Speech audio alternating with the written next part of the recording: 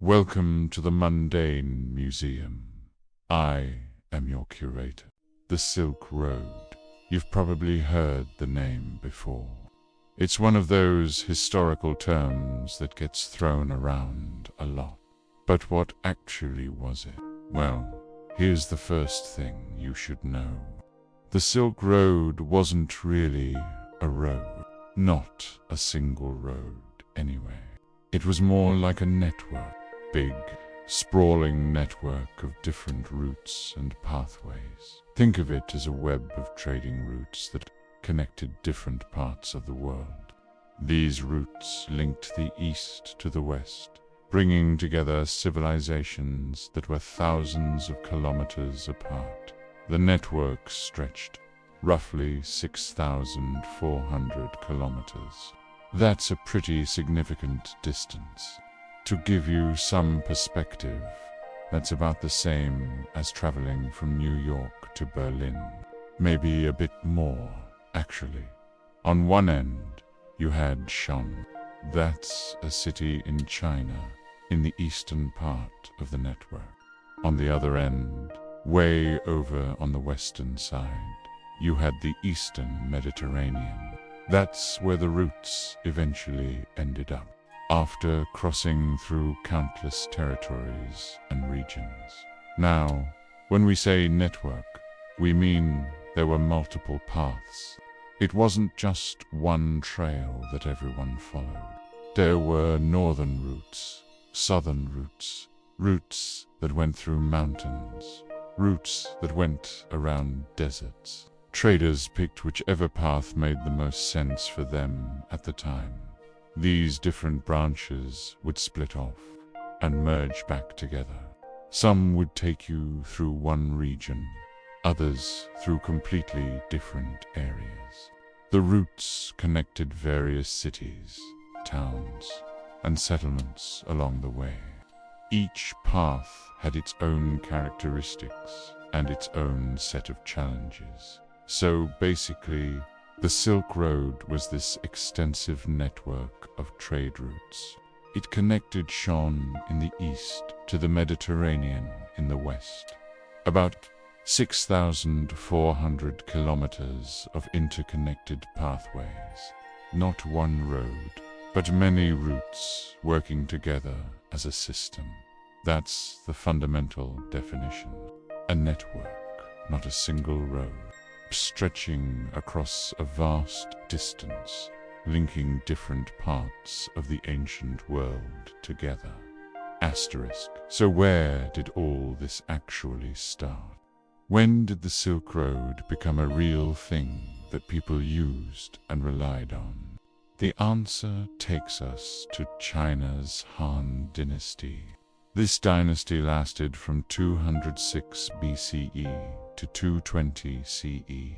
That's over 400 years. And it was during this period that the Silk Road was formally established as a functioning trade network. There was a specific emperor who really got things going. His name was Emperor Wu. He ruled during the Han Dynasty, and he had a vision for expanding China's reach westward. He wanted to establish connections with lands beyond China's borders to make this happen. Emperor Wu needed someone to go out there and explore, someone to make contact with these distant regions. So, in 138 BCE, he sent out an explorer named Zhong Qian. Zhong Qian is actually a pretty important figure in all of this. His missions were crucial to opening up the routes that would become the Silk Road. He wasn't just wandering around aimlessly. He had specific objectives, diplomatic objectives, mostly. Zhong Qian's job was to establish secure links with regions to the west. He was making contact with different peoples, different kingdoms, different tribes. He was setting up diplomatic relationships. These relationships would eventually make it possible for traders to move along these routes safely. But it wasn't just about diplomacy.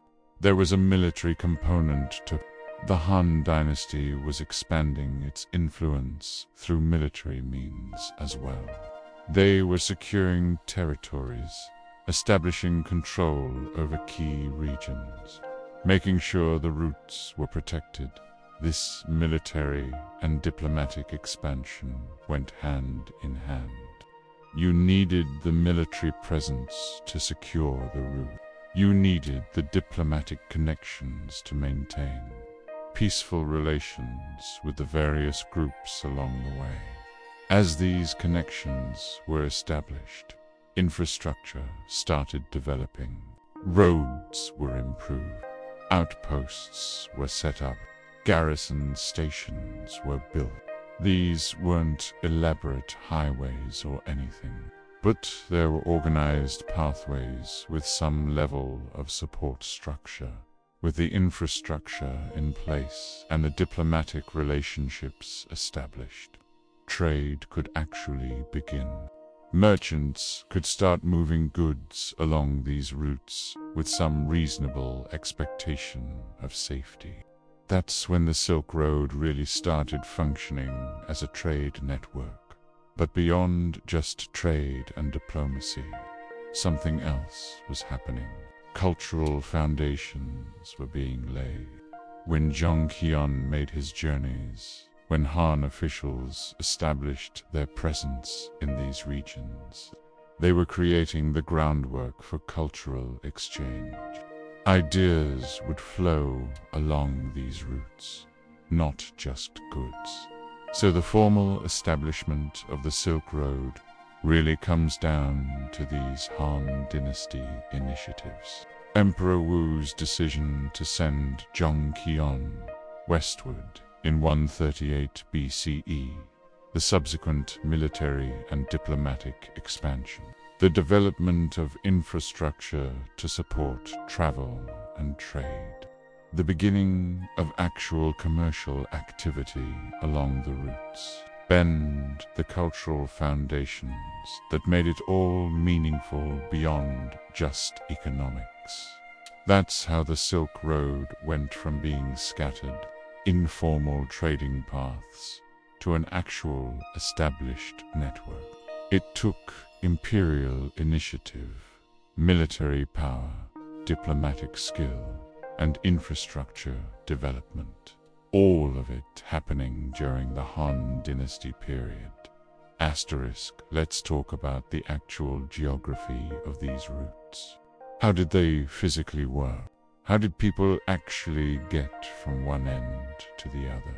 The thing is, Central Asia has some pretty harsh terrain. And right in the middle of it all is the Taklamakan Desert. This desert is serious business. It's one of the largest sandy deserts in the world. Extremely dry, extremely dangerous. People called it deadly for good reason. So here's the problem traders faced. You're trying to get from China to the west. The Taklamakan Desert is sitting right there in your path. You can't just march straight through it. That would be a death sentence. No water, extreme temperatures, endless sand dunes. Not a viable option, the solution. Go around it. The Silk Road routes basically hugged the edges of this desert, but followed the rim, staying close enough to avoid going way out of the way, but far enough to access water and supplies. This created two main paths, a northern route and a southern route. Both of them skirted around the Taklamakan Desert, just on different sides. The northern route went along the northern edge of the desert. This path took travelers through a series of oasis towns. These oases were absolutely vital. They provided water, food, rest stops, places to trade. Without them, the route wouldn't have been possible. Towns along the northern route included places like Turpan and Khotan. These weren't huge cities, but they were important stopping points. Caravans would move from one oasis to the next, essentially hopping along the edge of the desert. The southern route did the same thing, just on the opposite side. It followed the southern rim of the Taklamakan. This route also connected various oasis settlements. Places like Khotan and Yarkand served as crucial waypoints. Each route had its own advantages and challenges. The northern route might be shorter in some sections. The southern route might have better conditions at certain times of year. Traders chose based on various factors: political situations, seasonal weather, what goods they were carrying, where they needed to go. Now, these two routes didn't just stay separate forever. Eventually, they converged. The northern and southern paths came back together further west, past the desert region. This convergence usually happened around the area we'd now call the Pamir Mountains, or the regions, just beyond them. Once the routes merged, the path pushed westward as a more unified route. From there, it crossed through what is now Iraq, then through Mesopotamia, the region between the Tigris and Euphrates rivers, and finally to the Levant, the eastern Mediterranean coast. So the geographic strategy was pretty straightforward. Avoid the deadly center. Use the oases on the edges. Follow two parallel routes that eventually merge. Bend continue west through Iran, Mesopotamia, and on to the Mediterranean. That's how the overland routes physically worked. Two paths around an impassable desert, relying on scattered oases for survival, eventually coming together for the final push westward. Not exactly easy, but it was doable, and people did it for centuries. Now let's talk about how trade actually worked on the Silk Road, because it's not what you might think. You might imagine a merchant loading up goods in China and then personally traveling all the way to Rome or the Mediterranean to sell them. Just one person making the entire journey from start to finish. But that's not really how it happened. The Silk Road operated on what's called a relay trade system. Goods would change hands multiple times as they moved along the route. Not just once or twice, many times, over and over again across the entire 6,400-kilometer length. Here's how it worked in practice. A Chinese merchant would take silk from a production center and transport it to a nearby trading hub, maybe a few hundred kilometers. There, they'd sell it to another merchant. That second merchant would take it further west, maybe to the next major city or oasis town. Then they'd sell it to someone else. This process repeated itself again and again. Each merchant handled their own segment of the route, their own region. They knew the local conditions, the local languages, the local political situation. They had connections in their area. They understood the risks and opportunities of their specific stretch of road. So a bolt of silk, leaving Chang'an or Shan, would pass through dozens of different hands before it ever reached the Mediterranean. Each transaction added a markup. Each merchant took their profit. By the time that silk reached Rome, it had been bought and sold numerous times. and its price had increased significantly. Why did it work this way? Well, there are a few reasons. First, the journey was just too long and too dangerous for one person to handle the whole thing. It could take a year or more to travel the entire route. Most merchants didn't want to be away from home that long. Second, there was the risk factor. If you put all your resources into one caravan going the full distance, and something went wrong, you'd lose everything. Bandits, whether political conflicts, accident, too many variables. By handling smaller segments, merchants could spread their risk. Third, specialization made sense economically. Merchants who focused on one region became experts in that area. They knew the best routes, the best times to travel, who to bribe, who to avoid, where to get supplies. This local knowledge was valuable. So you had these specialized regional merchants. There were the Central Asian traders, particularly the They were major players in the middle sections of the route. They operated around places like Samarkand and Bukhara.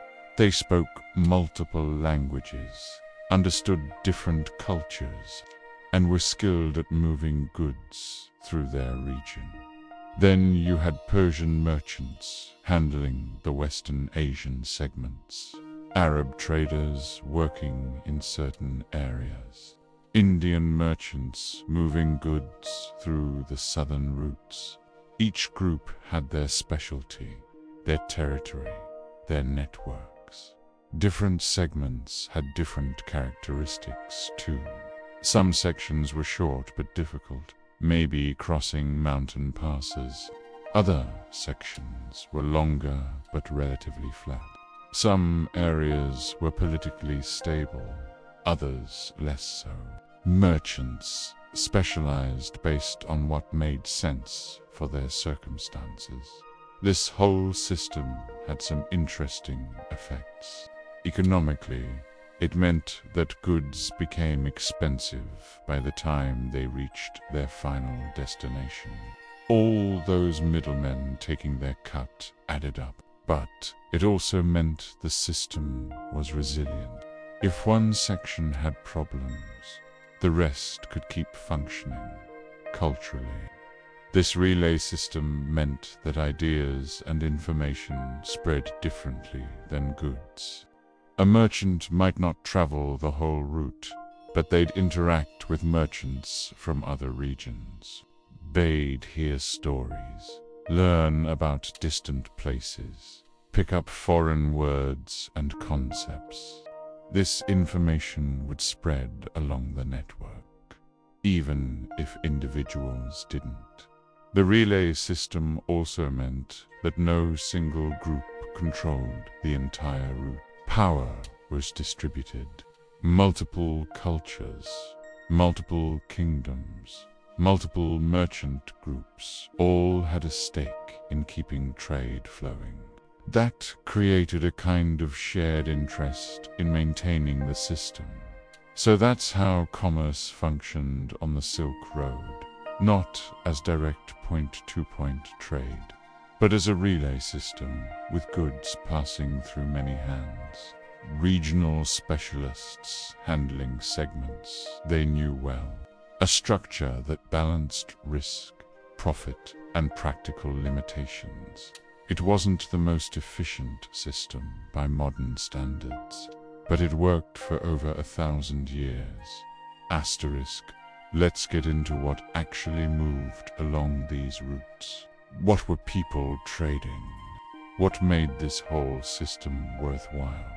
The Silk Road gets its name from silk, obviously, and there's a good reason for that. Chinese silk was the star product by. It dominated trade along these routes for centuries. It's what made the whole network famous. Why was silk such a big deal? Well, Chinese silk was unmatched in quality. Nobody else could produce anything like it. The fabric was smooth, lightweight, strong, and could be dyed in brilliant color. It was a luxury item that wealthy people across Eurasia wanted. There was also the secrecy factor. China guarded the secrets of silk production very carefully. For a long time, other civilizations didn't know how silk was made. They didn't know it came from silkworm cocoons. They didn't understand the production process. This monopoly on knowledge kept Chinese silk valuable and in demand. So yes, silk was huge. But here's the thing. The Silk Road wasn't just about silk. That's actually a common misconception. The network moved all sorts of goods, diverse, high-value items traveling in both directions. Let's start with what else China was exporting eastbound. Well, westbound technically, since the goods were going from China toward the west. Anyway, besides silk, China was sending out porcelain. Chinese ceramics were highly prized. They were delicate, beautiful, and again, nobody else could make them quite as well. There was also items coated with lacquer, which gave them a distinctive glossy finish. Tea was another export, though it became more significant in later periods. Spices and herbs from China. Bronze goods. Various manufactured items that showcased Chinese craftsmanship. Paper was another Chinese invention that eventually made its way west along these routes. Same with certain technologies and techniques, though those aren't physical goods exactly. But trade wasn't one way.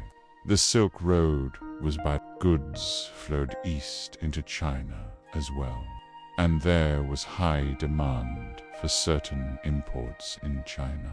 Horses were a major import, specifically horses from Central Asia. These were larger, stronger horses than what China typically bred. They were valuable for military purposes. The Han Dynasty and later Chinese dynasties wanted these horses for their cavalry. Jade came into China from places like Khotan.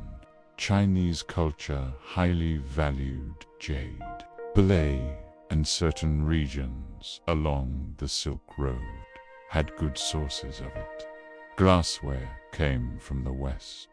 The Roman Empire and later Byzantine Empire produced glass items that were exotic and desirable in China. Glass wasn't produced in China initially, so these were novel luxury goods. Precious metals and stones traveled east. Gold, silver, various gemstones, wool and woolen textiles from western regions. China produced silk, but wool came from elsewhere, and it had its uses. There were also exotic animals sometimes, lions, leopards, other creatures that would end up in imperial menageries, or as diplomatic gifts. Spices were another major category. Things like pepper, cinnamon, other spices from India and beyond. These were highly valued in China for cooking and medicine. Then you had the staples and regional specialties that moved in both directions. These varied depending on the specific region and time period. Carpets and rugs from Persia and Central Asia. These were renowned for their quality and artistry. Incense and aromatic materials, frankincense and myrrh from Arabia. These were used in religious ceremonies and were worth a lot.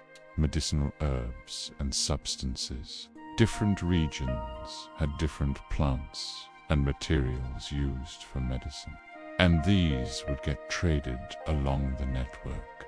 Dyes, pigments for textiles and art. Certain colors could only be produced from specific materials, found in specific places.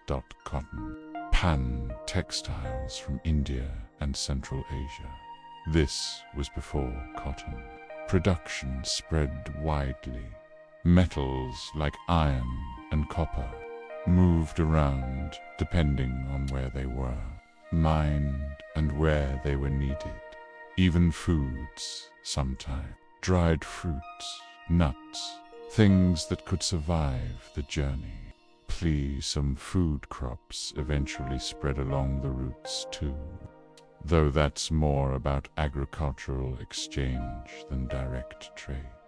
The point is, the Silk Road created economic interdependence. China needed horses and jade. The West wanted silk and porcelain. Central Asian regions had their own products and also profited from being middlemen. Everyone had something others wanted. This interdependence meant the network was valuable to multiple civilizations. It wasn't just about one empire trading with another. It was a complex web of economic relationships spanning Eurasia. Multiple regions, multiple products, multiple participants, all benefiting from the exchange. So when we talk about what was traded, yes, silk was important. It's in the name. But the reality was much more diverse. Luxury goods, practical items, raw materials, manufactured products, all moving back and forth across thousands of kilometers. That diversity is what made the system work and what kept it going for so long. The Silk Road wasn't just about moving goods from point A to point B. Something else happened along these routes. The cities that sat on these trading paths became special places. They became crossroads where different cultures met and mixed. Think about it. You've got traders coming from China, merchants from Persia, Arabs from the south, people from India, Central Asian nomads, all of them converging on the same cities to do business. They're staying for weeks or months. They're interacting, talking, sharing ideas. These cities evolved into vibrant, cosmopolitan centers. They weren't just trading posts. They were places where cultures blended together, where you'd find bazaars selling goods from a dozen different regions, where multiple languages were spoken in the streets, where different religions coexisted.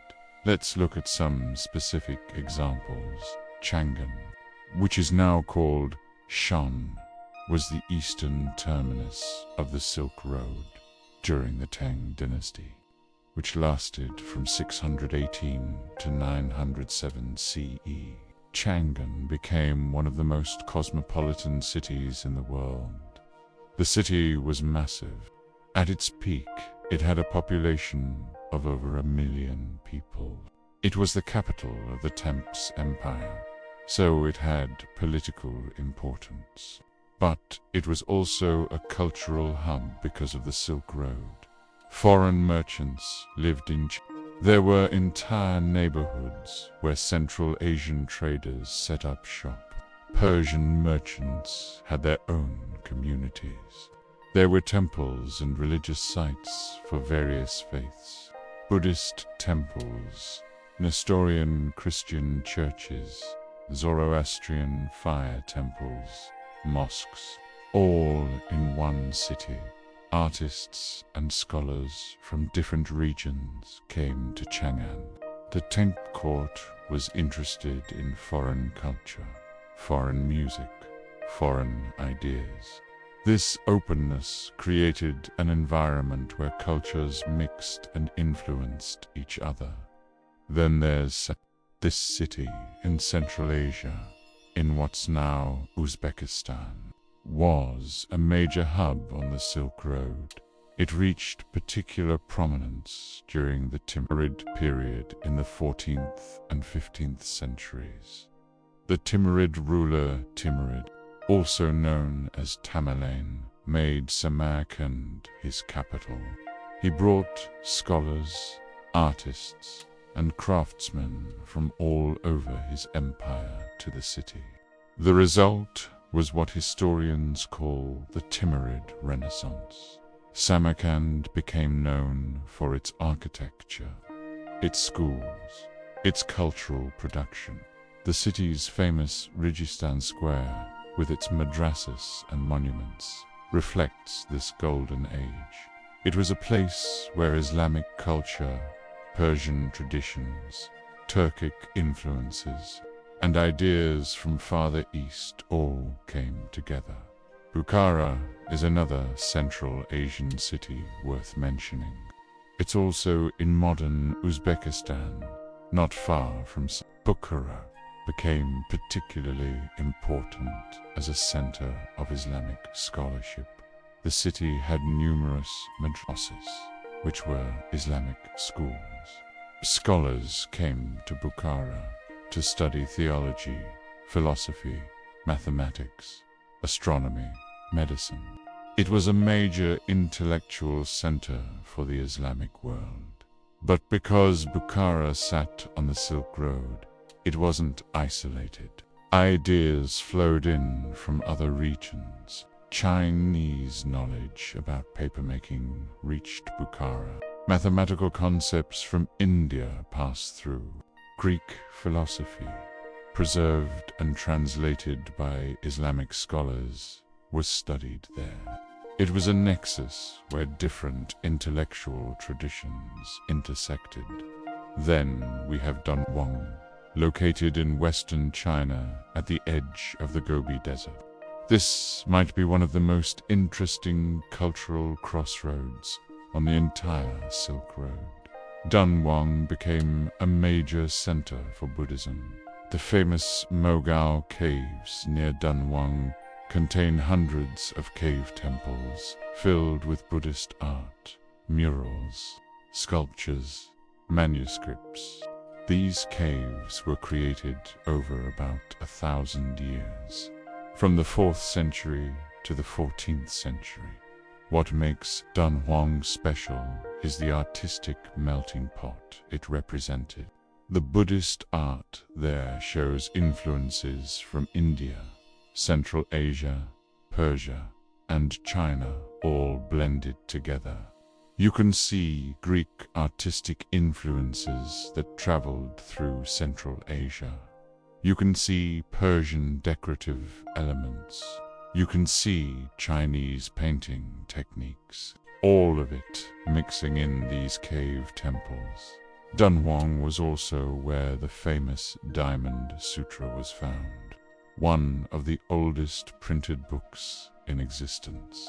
The city was a repository of knowledge, a place where Buddhist monks copied texts, where pilgrims stopped on their way to India or back to China. But there were other cities too.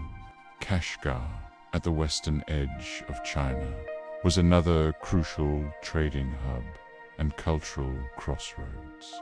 Merv, in modern Turkmenistan, was a major city that at times rivaled Baghdad in importance. Baghdad itself, though not directly on the main Silk Road routes, was influenced by and connected to the network.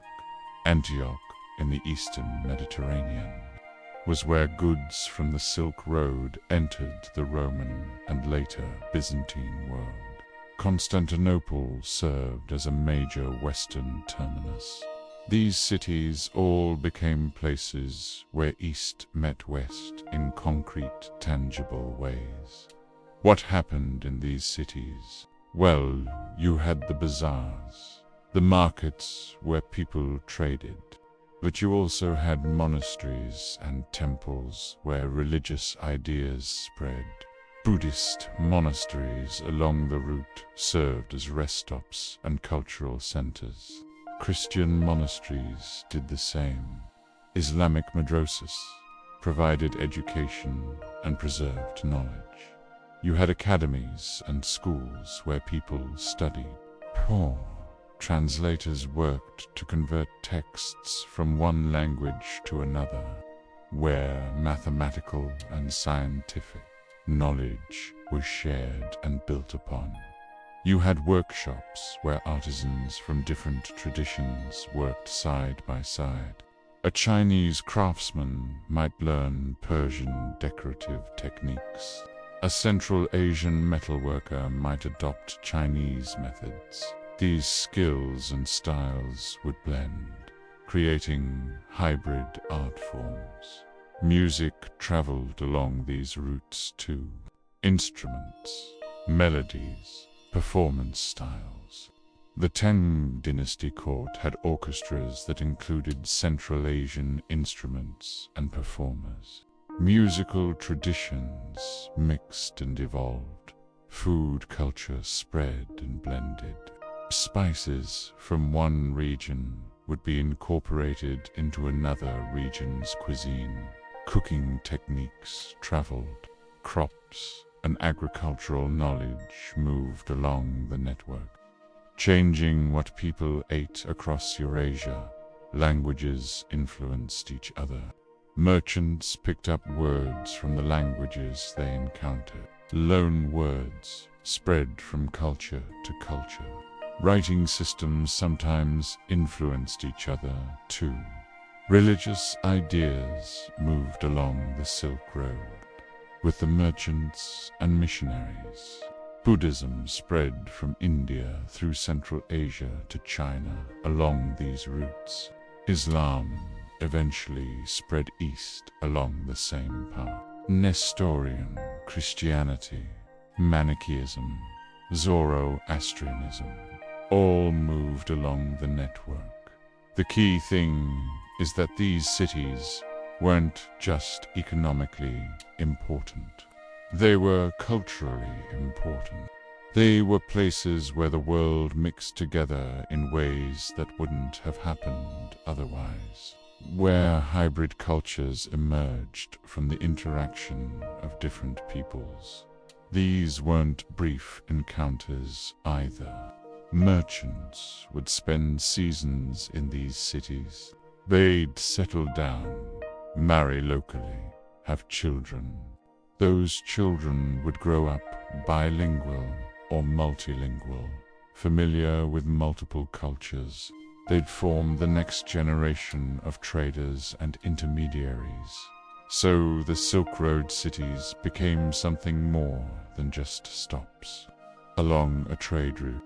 They became crossroads of human civilization, places where the diversity of Eurasia came together in concentrated form, where ideas, beliefs, arts, and knowledge were exchanged just as much as goods. That's a big part of the Silk Road's legacy. The Silk Road moved more than silk and spices. It moved ideas. And some of the most important ideas that traveled along these routes were religious.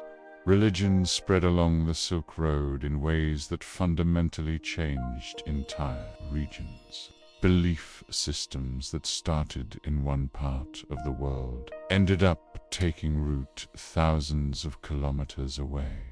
New spiritual landscapes emerged across continents because of these trade routes. How did this happen? Well, there were a few mechanisms at work. First, you had missionary monks. These were religious figures who deliberately set out to spread their faith. They'd travel along the Silk Road, stopping in cities, teaching, converting people, establishing temples or churches or monasteries. Then they'd move on to the next place. Second, you had merchandise. When merchants from one region settled in a foreign city, they'd bring their religion with them. They'd build a place of worship for themselves. Over time, locals might become curious about this foreign religion. Some would convert. The religion would start to spread beyond just the merchant community. Third, you had royal patronage. If a king or emperor became interested in a particular religion, they could give it official support. They'd fund the construction of temples, invite religious teachers, maybe even make it a state religion. This top-down support could accelerate the spread dramatically. Let's start with Buddhism. This is maybe the most significant example of religious spread along the Silk Road. Buddhism originated in India in the 5th or 6th century BCE. For centuries, it remained primarily an Indian religion, but starting around the 1st century CE, Buddhism began moving east along the Silk Road. Buddhist monks traveled through Central Asia, establishing monasteries in oasis cities. These monasteries served multiple purposes. They were religious centers, but they were also rest stops for travelers. They provided hospitality, medical care, translation services. This made them integral to the Silk Road network. As Buddhism moved east, it adapted. The form of Buddhism that reached China wasn't identical to Indian Buddhism. It had been modified by contact with Central Asian cultures, by the challenges of translating Sanskrit texts into Chinese, by the need to make sense to people with different philosophical backgrounds, by the Tang Dynasty. Buddhism was a major religion in China. Monasteries were everywhere. Buddhist philosophy influenced Chinese art, literature, and thought. The religion had successfully made the jump from India to East Asia, largely thanks to the Silk Road. But Buddhism didn't just go to China. It spread to Korea, to Japan, to Southeast Asia. The Silk Road was the initial vector that got it out of India and into the broader Asian world. Then there's Manichaeism. This is a religion that most people today haven't heard of, but it was significant in its time. Manichaeism was founded by a prophet named Mani in Persia in the 3rd century CE. It was a syncretic religion, meaning it combined elements from different traditions. It drew from Zoroastrianism, Christianity, Buddhism, and Gnosticism. The religion spread rapidly along the Silk Road in both directions. It reached the Roman Empire in the west. It reached China in the east. For a few centuries, Manichaeism had followers across a huge swath of Eurasia. Why did it spread so well? Partly because of its syncretic nature. It incorporated familiar elements from other religions, which made it easier for people to accept. Partly because merchants adopted it. Sogdian merchants, in particular, were often Manichaeans, and they carried their religion with them as they traded. Manichaeism created these hybrid practices. In China, it incorporated Buddhist and Taoist elements. In the West, it interacted with Christianity. The religion adapted to local contexts while maintaining its core beliefs.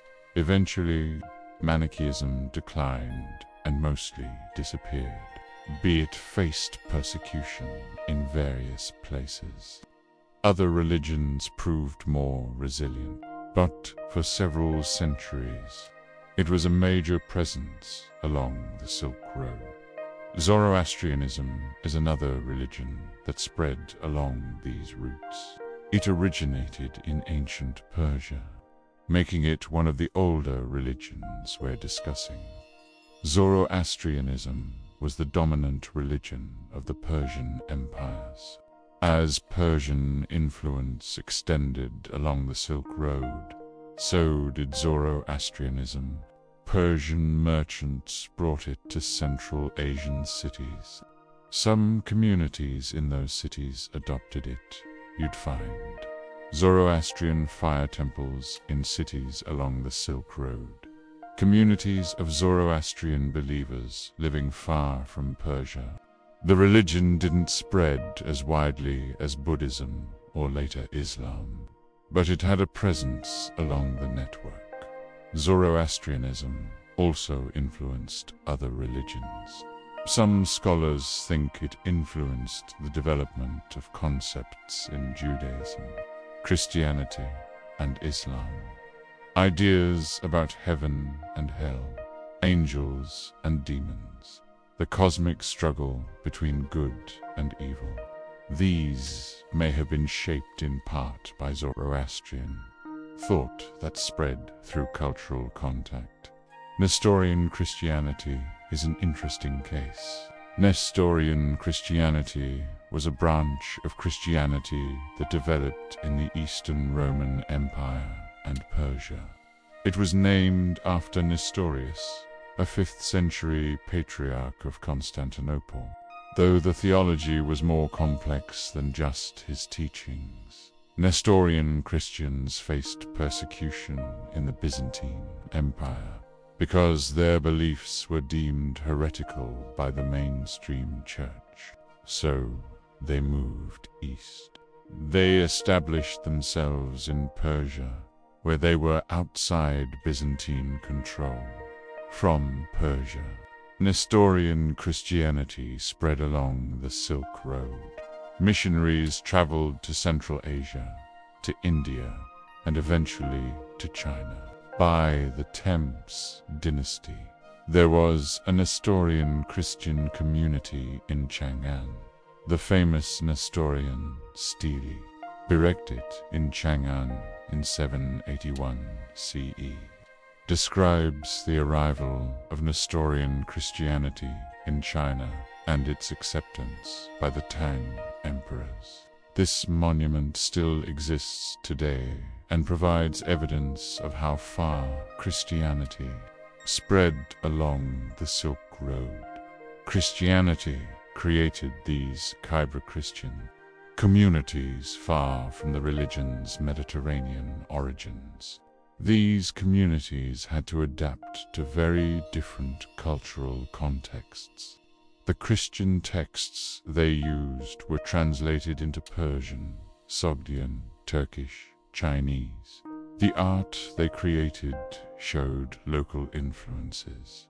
Then there's Islam. Islam emerged in the 7th century CE in Arabia. Within decades, it began spreading rapidly through conquest and conversion. Islam's spread along the Silk Road was different from Buddhism's gradual diffusion. Islamic expansion was often tied to political and military conquests by Arab and later Turkish dynasty, but trade and cultural exchange played a role too. Muslim merchants became major players in Silk Road trade.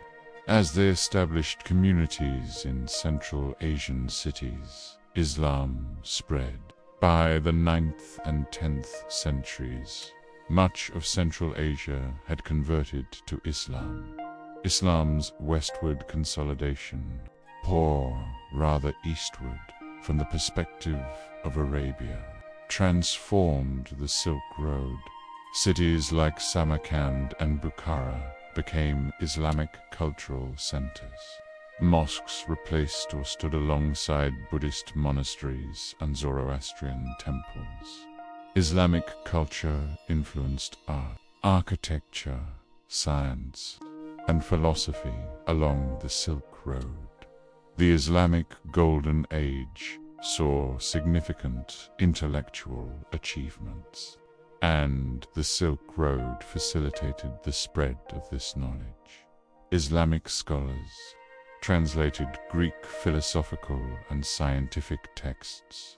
They preserved and built upon this knowledge. Some of this work eventually made its way to Europe, influencing the Renaissance. The Silk Road played a role in that transmission. What's significant about all this religious spread is how it created hybrid practices. Buddhism in China wasn't the same as Buddhism in India. Nestorian Christianity in Central Asia wasn't the same as Christianity in Rome. Islam in Central Asia developed its own character. These weren't pure transplants. They were adaptations. Local customs mixed with the new religion. Local philosophical traditions influenced how the religion was understood and practiced. Local art styles shaped how religious ideas were visually represented. The Silk Road facilitated this kind of religious and ideological diffusion on a massive scale. It connected distant regions, not just economically, but spiritually and intellectually. The result was a more interconnected Eurasian world, where ideas that originated in one place could take root and flourish thousands of kilometers away. This wasn't always peaceful or harmonious. Religions competed for followers. There was persecution and conflict, but there was also coexistence and mutual influence. The Silk Road created spaces where different belief systems encountered each other, and those encounters shaped the spiritual development of multiple civilizations. While the Silk Road gets a lot of attention, there was another trade network operating at the same time: the Indian Ocean trade routes. These maritime routes were just as important, maybe even more important at certain points, than the overland Silk Road. The Indian Ocean network connected East Africa, the Middle East, India, Southeast Asia, and eventually China by sea. It was a massive trading system that moved goods across thousands of kilometers of water. And here's the interesting part. In many ways, this maritime network paralleled the Silk Road. Sometimes it complemented the overland routes. Sometimes it competed with them. And from around 800 CE onward, it often outpaced the Silk Road in terms of trade volume and economic impact. Let's start with the early foundations. The period before 1000 CE Indian Ocean trade actually has very ancient roots. People were sailing these waters long before the Silk Road got established. Merchants from the Arabian Peninsula were trading with India thousands of years ago. Southeast Asian sailors were navigating between islands and coasts. But the network became more organized and extensive over time. By the early centuries CE, there was regular trade between Roman Egypt and India. Ships would sail from Red Sea ports across to Indian ports, carrying Roman gold and receiving spices, textiles, and other goods in return. Persian and Arab merchants were active in these waters. They established trading posts along coastlines. They learned to navigate using the monsoon winds. which was crucial for making these voyages predictable and reliable. The monsoon winds blow in different directions depending on the season. From roughly April to October, they blow from the southwest, play from November to March. They blow from the northeast. Sailors figured out they could use these winds to travel one direction with one monsoon season and return with the other season. This made Indian Ocean voyages much more predictable than they might otherwise have been. You could plan your journey around the monsoons, leave at the right time, and the wind would carry you to your destination. Wait for the season to change, and the wind would bring you back by the time we get to around 800 CE. The Indian Ocean network was well established. Arab and Persian merchants dominated much of the trade. They sailed ships called dhows, which were designed for these waters. They had trading communities in ports all around the Indian Ocean rim. Then we move into what you could call the peak medieval expansion period, from about 1000 to 1450 CE. During this time, the Indian Ocean network expanded and intensified. More regions became connected. Trade volumes increased. The variety of goods being moved expanded. Chinese involvement increased significantly during the Song Dynasty and later. Chinese ships began making voyages into the Indian Ocean. Chinese goods like porcelain and silk were being shipped by sea as well as overland. In the early 15th century, the Ming Dynasty launched the famous treasure voyages under Admiral Zhang's He. These were massive expeditions with huge fleets that sailed all the way to East Africa. They weren't primarily commercial ventures. They were diplomatic and prestige missions. But they demonstrated the extent of maritime connections. Indian merchants were heavily involved in the network too. Indian ports like Calicut were major trading hubs. The Indian textiles were in high demand across the region. Southeast Asian kingdoms participated actively. The Srivijaya Empire, based in Sumatra, controlled key maritime routes. Later, the Majapahit Empire in Java was a major player. These kingdoms profited from controlling strategic straits and ports. East African ports like Kilwa and Mombasa were integrated into the network. They exported gold, ivory, and enslaved people, and imported textiles and other manufactured goods.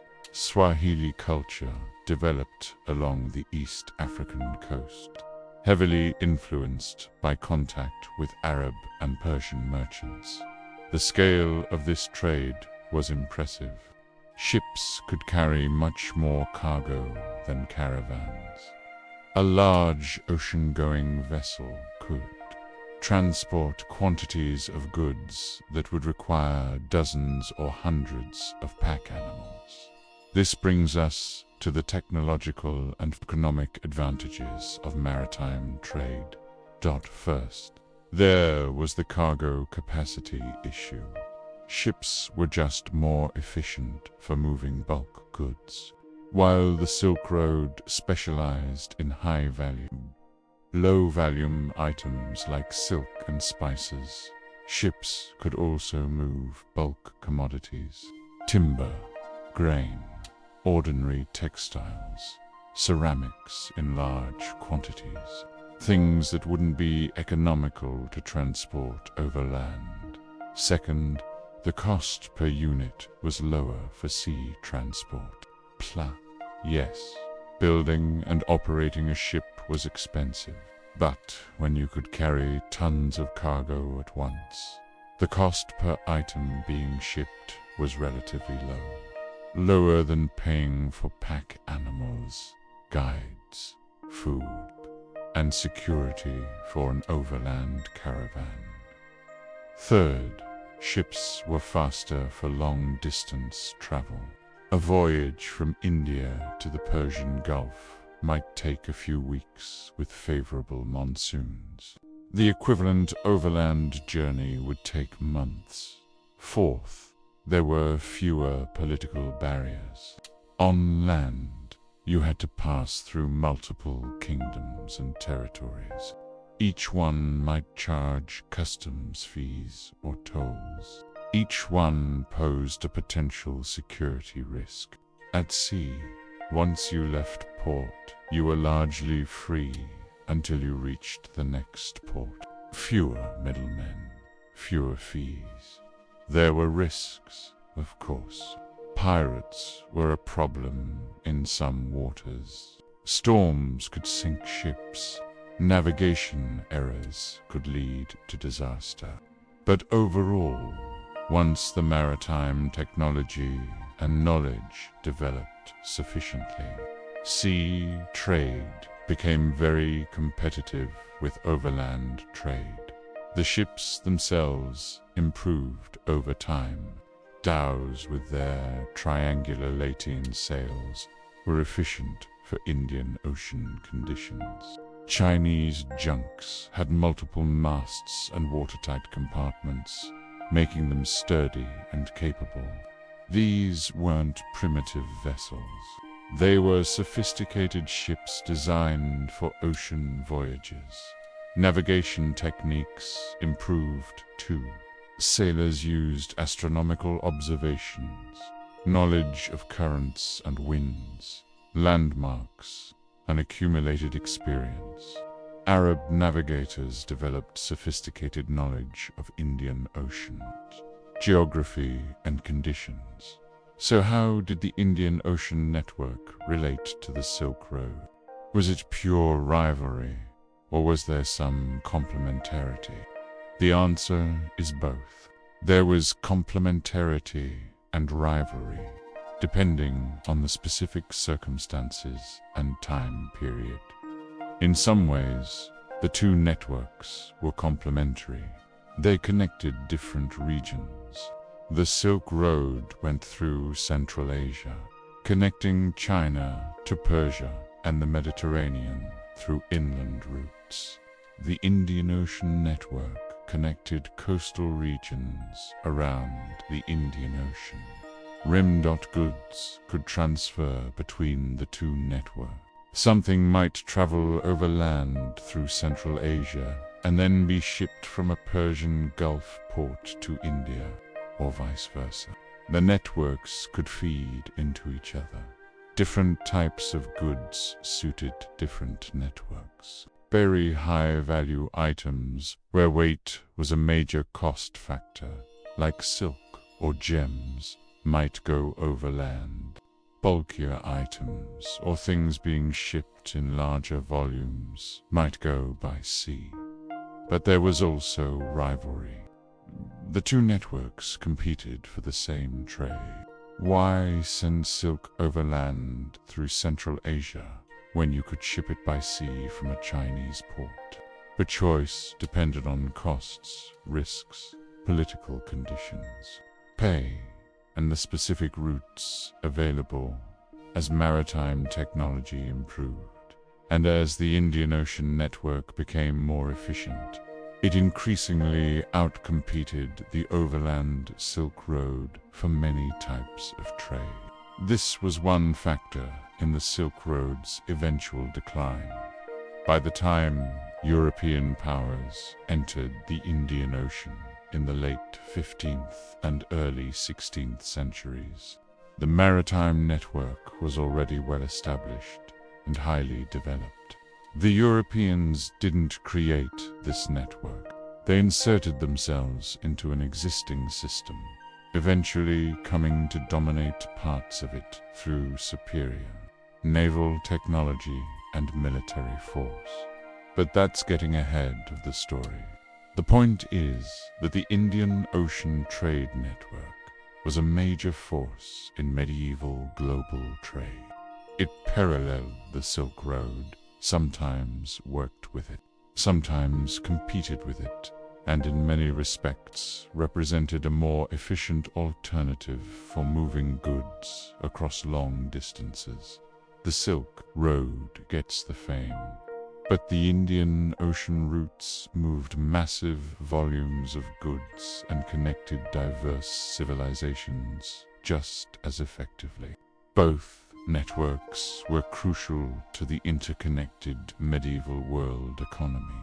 Understanding one without the other gives you an incomplete picture of how trade and cultural exchange actually worked during this period.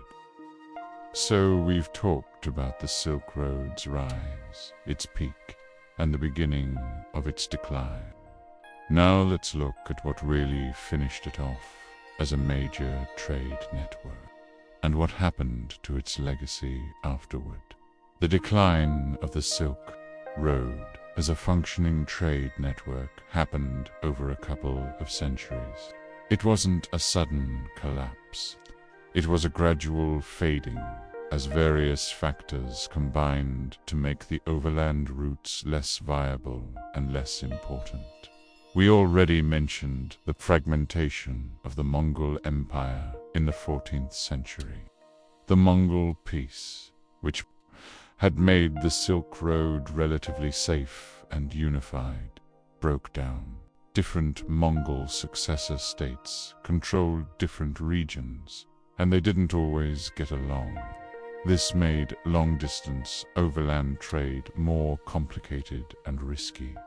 Without that unifying Mongol control, merchants faced more political barriers, more customs posts, more fees, more uncertainty about whether their goods would make it through safely. The security that had been established eroded.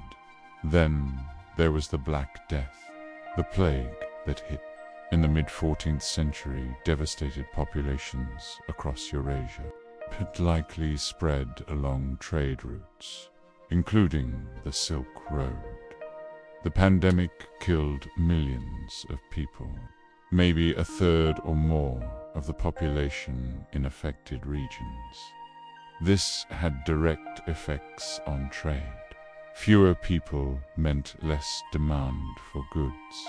It meant labor shortages, economic disruption, social upheaval. Cities that had been thriving trade centers were depopulated. The entire economic system was thrown into chaos for a period. Trade did recover eventually, but the disruption was severe, and it contributed to a broader sense that the overland routes were dangerous and unreliable. Meanwhile, maritime technology was advancing. The Indian Ocean Trade Network was already well established, as we just discussed. But European powers were developing new capabilities for ocean voyages. The Portuguese were particularly focused on finding a sea route to Asia.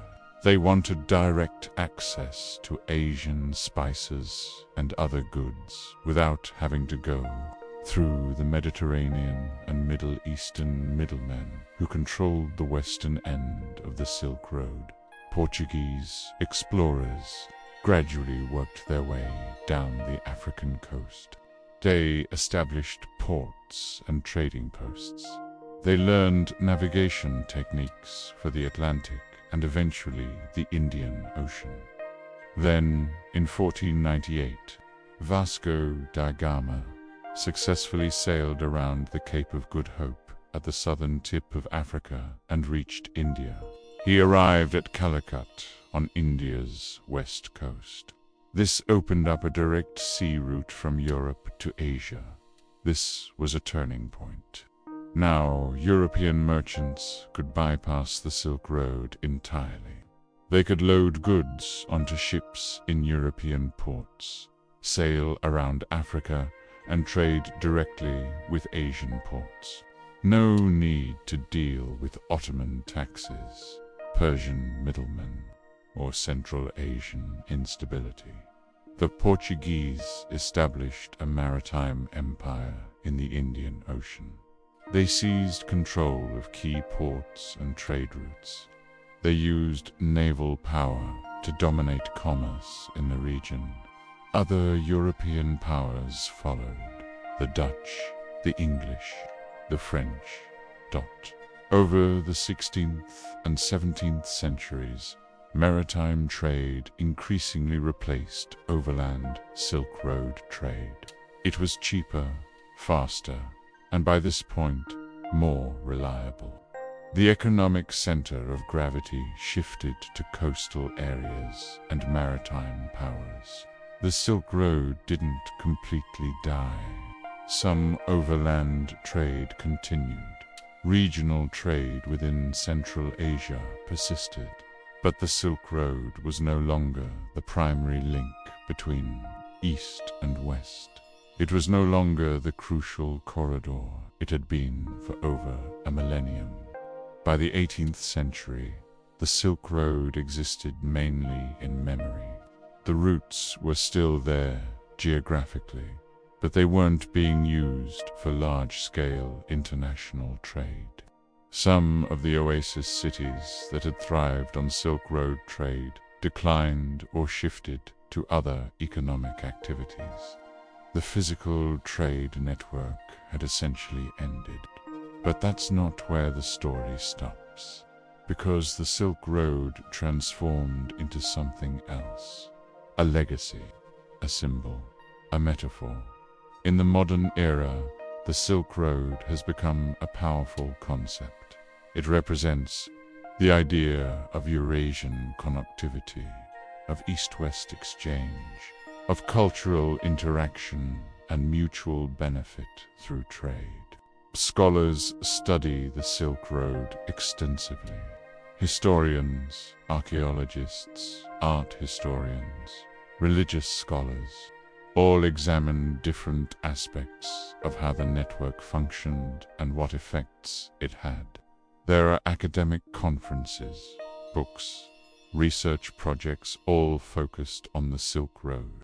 The archaeological sites along the old routes have become important. The Mogao Caves at Dunhuang, the ruins of ancient cities in Central Asia, the caravanserais and monuments. These are studied, preserved, sometimes designated as UNESCO World Heritage Sites. Museums around the world have exhibits on Silk Road art and artifacts. The cultural products that emerged from the interchange along the routes are valued and displayed. Byzantine textiles, Chinese ceramics, Persian manuscripts, Buddhist sculptures, all of it connected to the Silk Road legacy. But beyond scholarship and museums, the Silk Road has become a symbol in modern diplomacy and geopolitics. China's Belt and Road Initiative, launched in 2013, explicitly invokes the Silk Road. The initiative is sometimes called the New Silk Road. It's a massive infrastructure and investment project aimed at connecting China with Europe and Africa through land and maritime routes. Whether you think the Belt and Road Initiative is good or bad policy, it's significant that China chose to frame it in terms of the Silk Road. The historical network has symbolic power. It represents legitimate connectivity, mutual benefit, cultural exchange. These are the associations China wants to evoke. Other countries and regions use Silk Road symbolism to Central Asian nations, which are literally located along the historical Silk Road routes, often reference this heritage. They promote tourism based on Silk Road history. They positioned themselves as bridges between East and West, echoing the role they played historically. International organizations and initiatives use Silk Road language. There are cultural programs, educational exchanges, art exhibitions, all branded with Silk Road themes. The concept has become a way to talk about international cooperation and cross-cultural understanding. The Silk Road also appears in popular culture. Books, documentaries, video games, all kinds of media reference it. It's become part of the general cultural knowledge, even if people don't know the details. Most people have at least heard of the Silk Road, so the Silk Road transformed. It went from being a physical trade network to being a historical legacy, an academic subject, a diplomatic metaphor, and a cultural symbol. This transformation is interesting in itself. The physical routes declined and eventually ceased to function as international trade corridors. But the idea of the Silk Road became more powerful over time, not less. Part of this is because the Silk Road represents something people want to believe in. The idea that different cultures can interact peacefully and beneficially through trade and exchange. The notion that connectivity enriches everyone. The belief that diversity and cross-cultural contact lead to creativity and progress. Whether these ideals always matched the historical reality is debatable. The Silk Road had its share of conflict, exploitation, and inequality. But the symbolic power of the concept endures. In modern times, as globalization connects the world in new ways, the Silk Road serves as a historical precedent. It's a reminder that global connectivity isn't entirely new, that humans have been trading and exchanging across vast distances for millennia. So while the physical trade along the Silk Road declined due to Mongol collapse, Black Death disruptions, and the opening of Portuguese sea routes after 1498, the Silk Road's legacy continues. It endures in scholarship that studies the network and its effects. It endures in diplomacy and symbolism, where it represents ideals of connectivity and cooperation. It endures in popular imagination as one of history's great stories of human interaction and exchange. The caravans stopped moving centuries ago. The merchants and travelers who once crossed these routes are long gone. But the Silk Road, as an idea and a legacy, remains very much alive. For centuries after the physical trade routes declined, the Silk Road was largely forgotten in the West. Europeans knew there had been historical trade with Asia, but the specific details about the network of routes across Central Asia weren't well understood or discussed. That changed in the 19th century. Western scholars and explorers became interested in Central Asia and its history. This led to what we call the scholarly rediscovery of the Silk Road. The term Silk Road itself is actually a modern invention. It didn't exist in ancient time.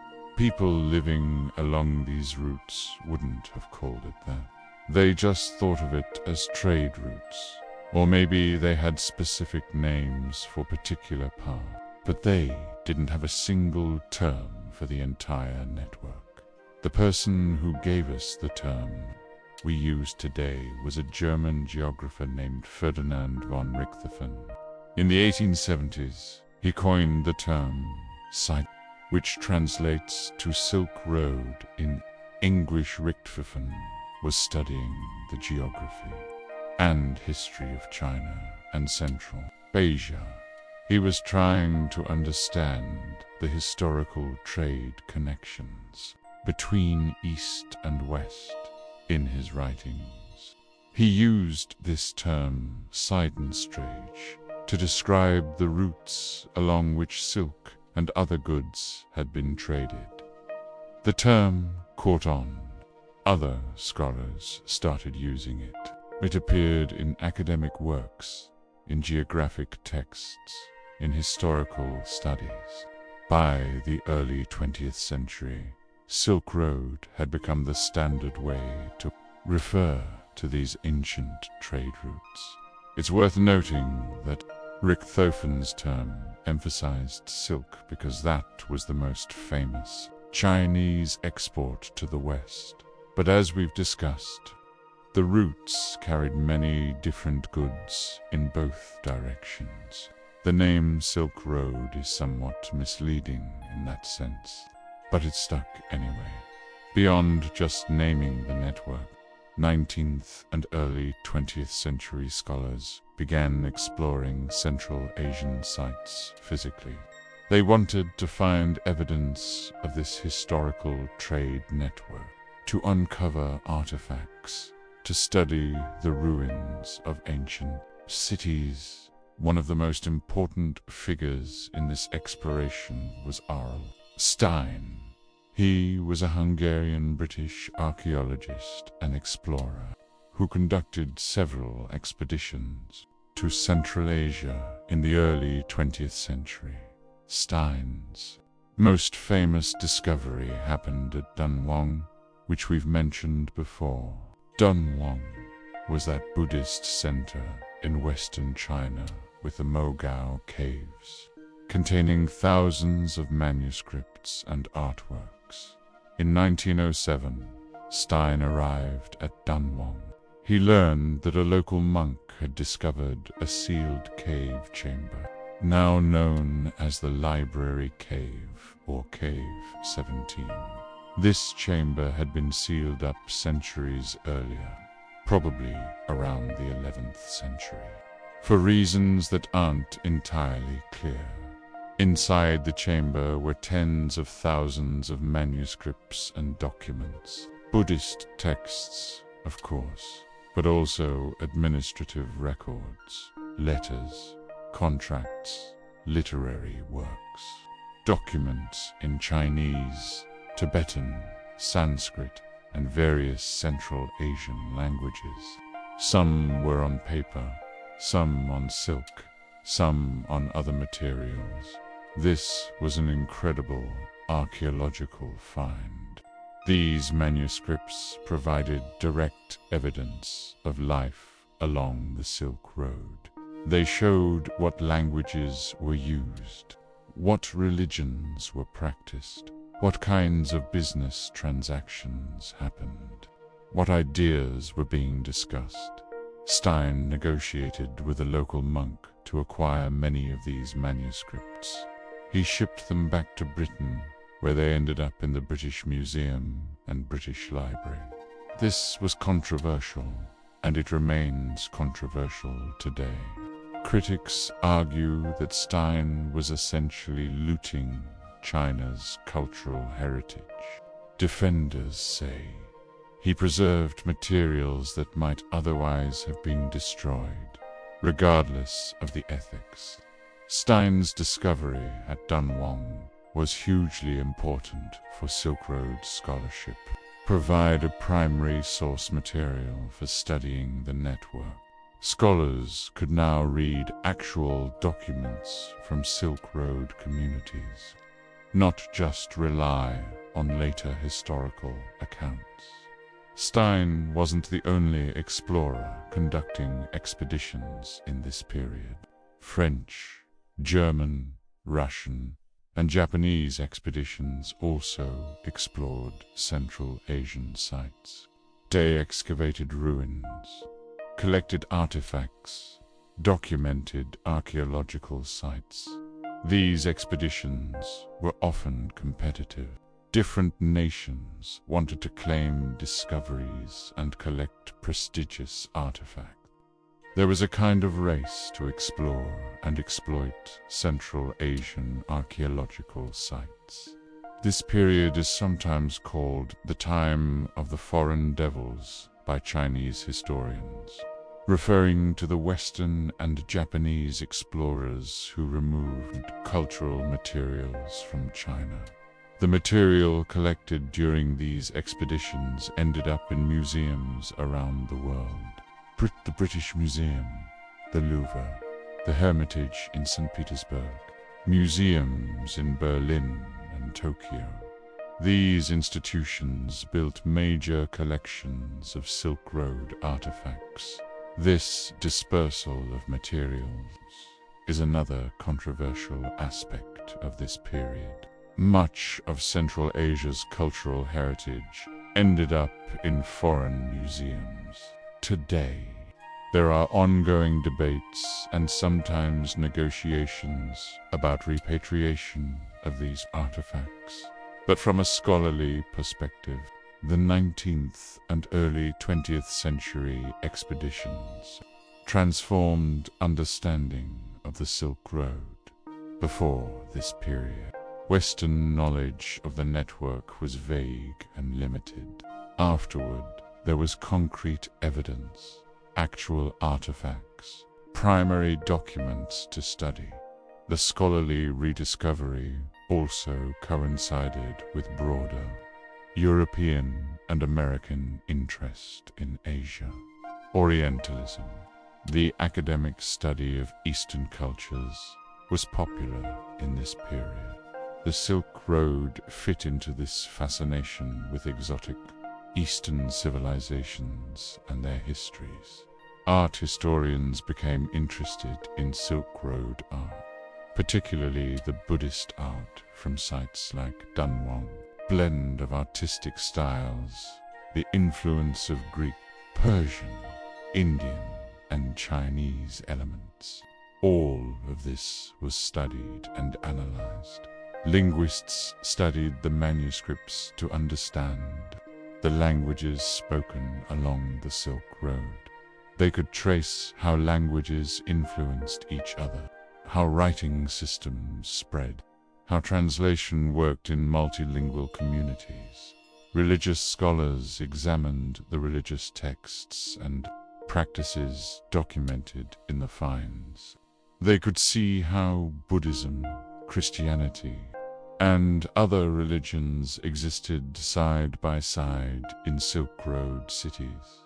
Economic historians looked at the commercial documents to understand how trade actually functioned.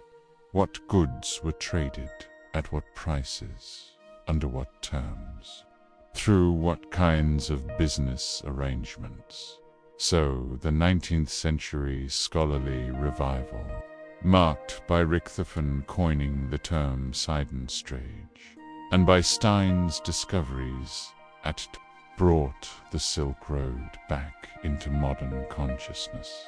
It transformed the network from a half-forgotten historical phenomenon into a subject of serious academic study. This rediscovery laid the groundwork for all the subsequent scholarship, museum exhibitions, popular books, and cultural uses of the Silk Road concept that we see today.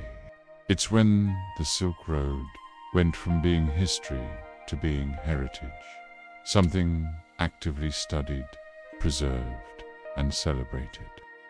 For centuries after the physical trade routes declined, the Silk Road was largely forgotten in the West.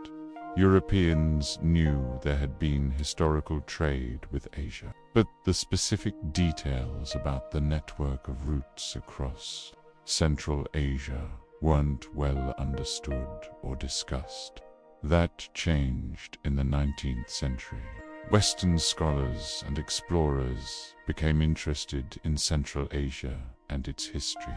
This led to what we call the scholarly rediscovery of the Silk Road. The term Silk Road itself is actually a modern invention. It didn't exist in ancient time. People living along these routes wouldn't have called it that. They just thought of it as trade routes, or maybe they had specific names for particular paths, but they didn't have a single term for the entire network. The person who gave us the term we use today was a German geographer named Ferdinand von Richthofen. In the 1870s, he coined the term site, which translates to Silk Road in English. Richthofen was studying the geography and history of China and Central Asia. He was trying to understand the historical trade connections between East and West in his writings. He used this term Seidenstraße to describe the routes along which silk and other goods had been traded. The term caught on. Other scholars started using it. It appeared in academic works, in geographic texts, in historical studies. By the early 20th century, Silk Road had become the standard way to refer to these ancient trade routes. It's worth noting that Richthofen's term emphasized silk because that was the most famous Chinese export to the West. But as we've discussed, the routes carried many different goods in both directions. The name Silk Road is somewhat misleading in that sense, but it stuck anyway. Beyond just naming the network, 19th and early 20th century scholars began exploring Central Asian sites physically. They wanted to find evidence of this historical trade network, to uncover artifacts, to study the ruins of ancient cities. One of the most important figures in this exploration was R.L. Stein. He was a Hungarian-British archaeologist and explorer who conducted several expeditions to Central Asia in the early 20th century. Stein's most famous discovery happened at Dunhuang, which we've mentioned before. Dunhuang was that Buddhist center in western China with the Mogao caves, containing thousands of manuscripts and artworks. In 1907, Stein arrived at Dunhuang. He learned that a local monk had discovered a sealed cave chamber, now known as the Library Cave, or Cave 17. This chamber had been sealed up centuries earlier, probably around the 11th century, for reasons that aren't entirely clear. Inside the chamber were tens of thousands of manuscripts and documents, Buddhist texts, of course, but also administrative records, letters, contracts, literary works, documents in Chinese, Tibetan, Sanskrit, and various Central Asian languages. Some were on paper, some on silk, some on other materials. This was an incredible archaeological find. These manuscripts provided direct evidence of life along the Silk Road.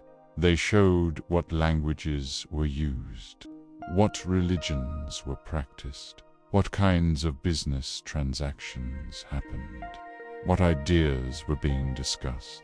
Stein negotiated with a local monk to acquire many of these manuscripts. He shipped them back to Britain, where they ended up in the British Museum and British Library. This was controversial, and it remains controversial today. Critics argue that Stein was essentially looting China's cultural heritage. Defenders say he preserved materials that might otherwise have been destroyed, regardless of the ethics. Stein's discovery at Dunhuang was hugely important for Silk Road scholarship. provide a primary source material for studying the network. Scholars could now read actual documents from Silk Road communities, not just rely on later historical accounts. Stein wasn't the only explorer conducting expeditions in this period. French, German, Russian, and Japanese expeditions also explored Central Asian sites. They excavated ruins, collected artifacts, documented archaeological sites. These expeditions were often competitive. Different nations wanted to claim discoveries and collect prestigious artifacts. There was a kind of race to explore and exploit Central Asian archaeological sites. This period is sometimes called the time of the foreign devils by Chinese historians, referring to the Western and Japanese explorers who removed cultural materials from China. The material collected during these expeditions ended up in museums around the world. The British Museum, the Louvre, the Hermitage in St. Petersburg, museums in Berlin and Tokyo. These institutions built major collections of Silk Road artifacts. This dispersal of materials is another controversial aspect of this period. Much of Central Asia's cultural heritage ended up in foreign museums. Today, there are ongoing debates and sometimes negotiations about repatriation of these artifacts. But from a scholarly perspective, the 19th and early 20th century expeditions transformed understanding of the Silk Road. Before this period, Western knowledge of the network was vague and limited. Afterward, there was concrete evidence, actual artifacts, primary documents to study. The scholarly rediscovery also coincided with broader European and American interest in Asia. Orientalism, the academic study of Eastern cultures, was popular in this period. The Silk Road fit into this fascination with exotic Eastern civilizations and their histories. Art historians became interested in Silk Road art, particularly the Buddhist art from sites like Dunhuang. Blend of artistic styles, the influence of Greek, Persian, Indian, and Chinese elements. All of this was studied and analyzed. Linguists studied the manuscripts to understand the languages spoken along the Silk Road. They could trace how languages influenced each other, how writing systems spread, how translation worked in multilingual communities. Religious scholars examined the religious texts and practices documented in the finds. They could see how Buddhism, Christianity, and other religions existed side by side in Silk Road cities. Economic historians looked at the commercial documents to understand how trade actually functioned. What goods were traded, at what prices, under what terms, through what kinds of business arrangements. So, the 19th century scholarly revival, marked by Richthofen coining the term Seidenstrage, and by Stein's discoveries at brought the Silk Road back into modern consciousness. It transformed the network from a half-forgotten historical phenomenon into a subject of serious academic study. This rediscovery laid the groundwork for all the subsequent scholarship, museum exhibitions, popular books, and cultural uses of the Silk Road concept that we see today. It's when the Silk Road went from being history to being heritage, something actively studied, preserved, and celebrated. After the scholarly rediscovery in the 19th and early 20th centuries, the Silk Road continued to gain prominence throughout the 20th century. But it wasn't just an academic topic anymore. It became a symbol, a concept with cultural and political power. One of the major developments was UNESCO's involvement with the Silk Road. UNESCO is the United Nations educational, scientific, and cultural organization. They work on preserving cultural heritage and promoting international cooperation. In 1988, UNESCO launched the Silk Roads program. This was officially called the Integral Study of the Silk Roads, Roads of Dialogue Project. The goal was to study the Silk Road routes and promote understanding of the cultural exchanges that happened along them. The program involved extensive research. Scholars from different countries collaborated to map the routes, study the archaeological sites, document the cultural influences that spread along the network. They organized expeditions that followed the historical routes. But beyond just research, the UNESCO program had a symbolic purpose. It was about promoting dialogue between cultures. The idea was that the Silk Road represented a historical model of peaceful cultural exchange and mutual benefit. By studying and celebrating this heritage, UNESCO hoped to encourage similar cooperation in the modern world. The program designated various sites along the Silk Road routes as World Heritage Sites, ancient cities, monuments, archaeological remains. This designation brought international attention and helped with preservation efforts. It also reinforced the idea that the Silk Road was important world heritage, not just the property of any single nation. UNESCO's work helped popularize the Silk Road concept globally, moved the topic beyond just academic circles. Educational materials were developed, exhibitions were organized. The Silk Road became something that schools might teach about, that the general public might encounter in museums or documentaries. The timing of UNESCO's program is significant too. It was launched in 1988, toward the end of the Cold War. Central Asia had been largely closed off to Western scholars during the Soviet period. As the Cold War ended and the Soviet Union began to collapse, there was new access to these regions. The Silk Road concept provided a framework for thinking about Central Asia and its place in world history. It emphasized the region's historical importance as a crossroads of civilizations.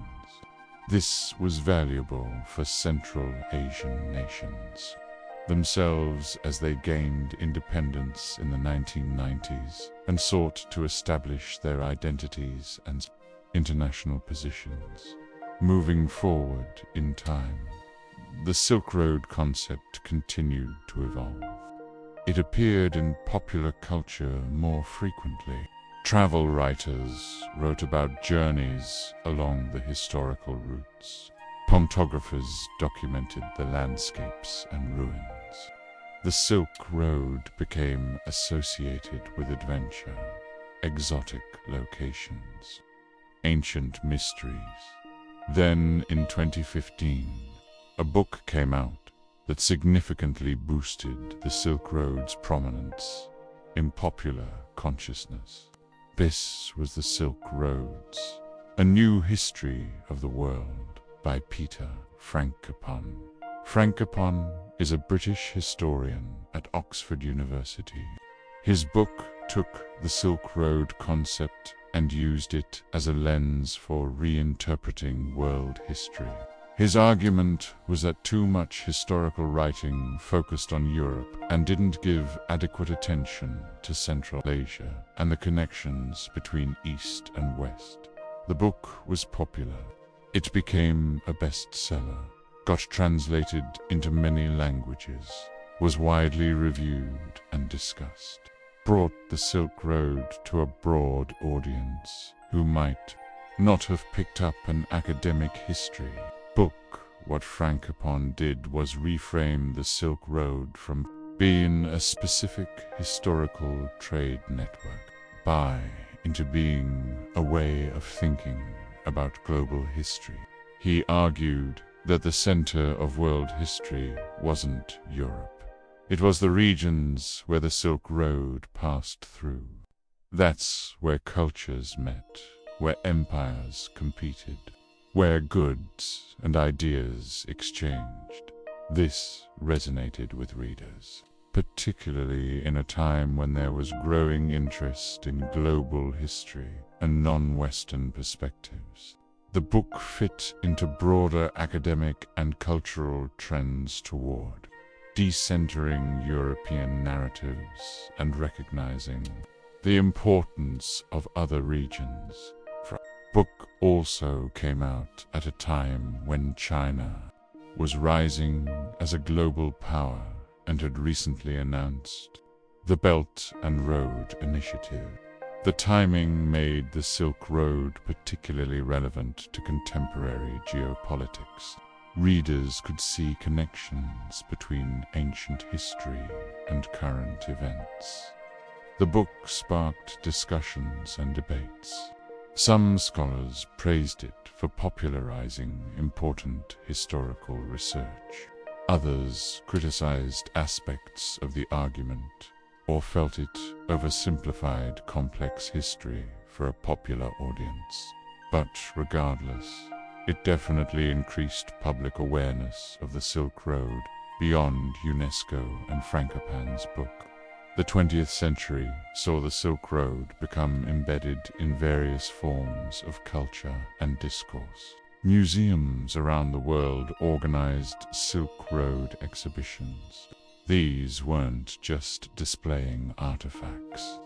They were telling stories about cultural exchange and globalization in the ancient world.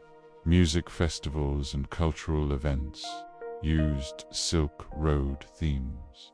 The most famous example is probably the Silk Road Ensemble, founded by cellist Yo-Yo Ma in 1998. This is a musical group that brings together musicians from different cultural traditions along the historical Silk Road routes. They create music that blends these traditions, embodying the idea of cultural exchange that the Silk Road represents in diplomacy and politics. The Silk Road became a useful reference point. When countries wanted to talk about cooperation or historical connections, they might invoke the Silk Road. Politicians would speak about reviving Silk Road ties or creating new Silk Roads. This symbolic power of the Silk Road concept is interesting. The actual historical network ceased functioning centuries ago, but the idea became more influential over time, not less. It became a metaphor for connectivity, for cross-cultural exchange, for peaceful trade and mutual benefit. Part of why the concept is powerful is that it's somewhat vague. The Silk Road can mean different things to different people. It can be about trade, about culture, about religion, about art, about history. This flexibility makes it useful for various purposes. Countries along the historical routes can claim Silk Road heritage as part of their national identity. International organizations can use it as a symbol of cooperation. Scholars can use it as a framework for studying history. Artists can use it as inspiration for creative work. By the end of the 20th century, the Silk Road had transformed from a historical trade network to a powerful cultural symbol with global recognition. UNESCO's program and Peter Frankopan's book are just two examples of how this symbolic power manifested. But there were many other instances throughout the century where the Silk Road concept was invoked, studied, celebrated, paired, and used for various purposes. This symbolic power set the stage for how the Silk Road would be used in the 21st century, particularly in initiatives like China's Belt and Road, which we'll touch on later. But the foundation was laid in the 20th century, when the Silk Road became not just history, but heritage and symbol. The Silk Road might have stopped functioning as a trade network centuries ago, but in the 21st century, it made a comeback, not literally, but as a concept that shapes modern geopolitics and international relations. The biggest example of this is China's Belt and Road Initiative. This is a massive infrastructure and investment program launched by the Chinese government. It's one of the most ambitious geopolitical and economic initiatives of our time, and it's explicitly framed in terms of the historical Silk Road. The initiative was announced by Chinese President Xi Jinping in 2013. He gave a speech in Kazakhstan, a Central Asian country that sits right along the historical Silk Road route. The timing and location weren't accidental. In that speech, Xi proposed creating what he called the Silk Road Economic Belt. This would be a network of infrastructure connecting China with Central Asia, Europe, and beyond. Roads, railways, ports, pipelines, telecommunications networks, all designed to facilitate trade and economic integration. A few weeks later, Xi gave another speech in Indonesia where he proposed the 21st century Maritime Silk Road. This would be a network of maritime routes and port facilities connecting China with Southeast Asia, South Asia, Africa, and Europe together. These two components became known as the Belt and Road Initiative, or BRI. Sometimes it's also called One Belt, One Road. In Chinese, it's Yedai Yilu. The initiative is enormous in scope. It involves over 150 countries that have signed cooperation agreements with China. It spans Asia, Africa, Europe, and even parts of Latin America. The investment amounts are in the trillions of dollars over the course of the program.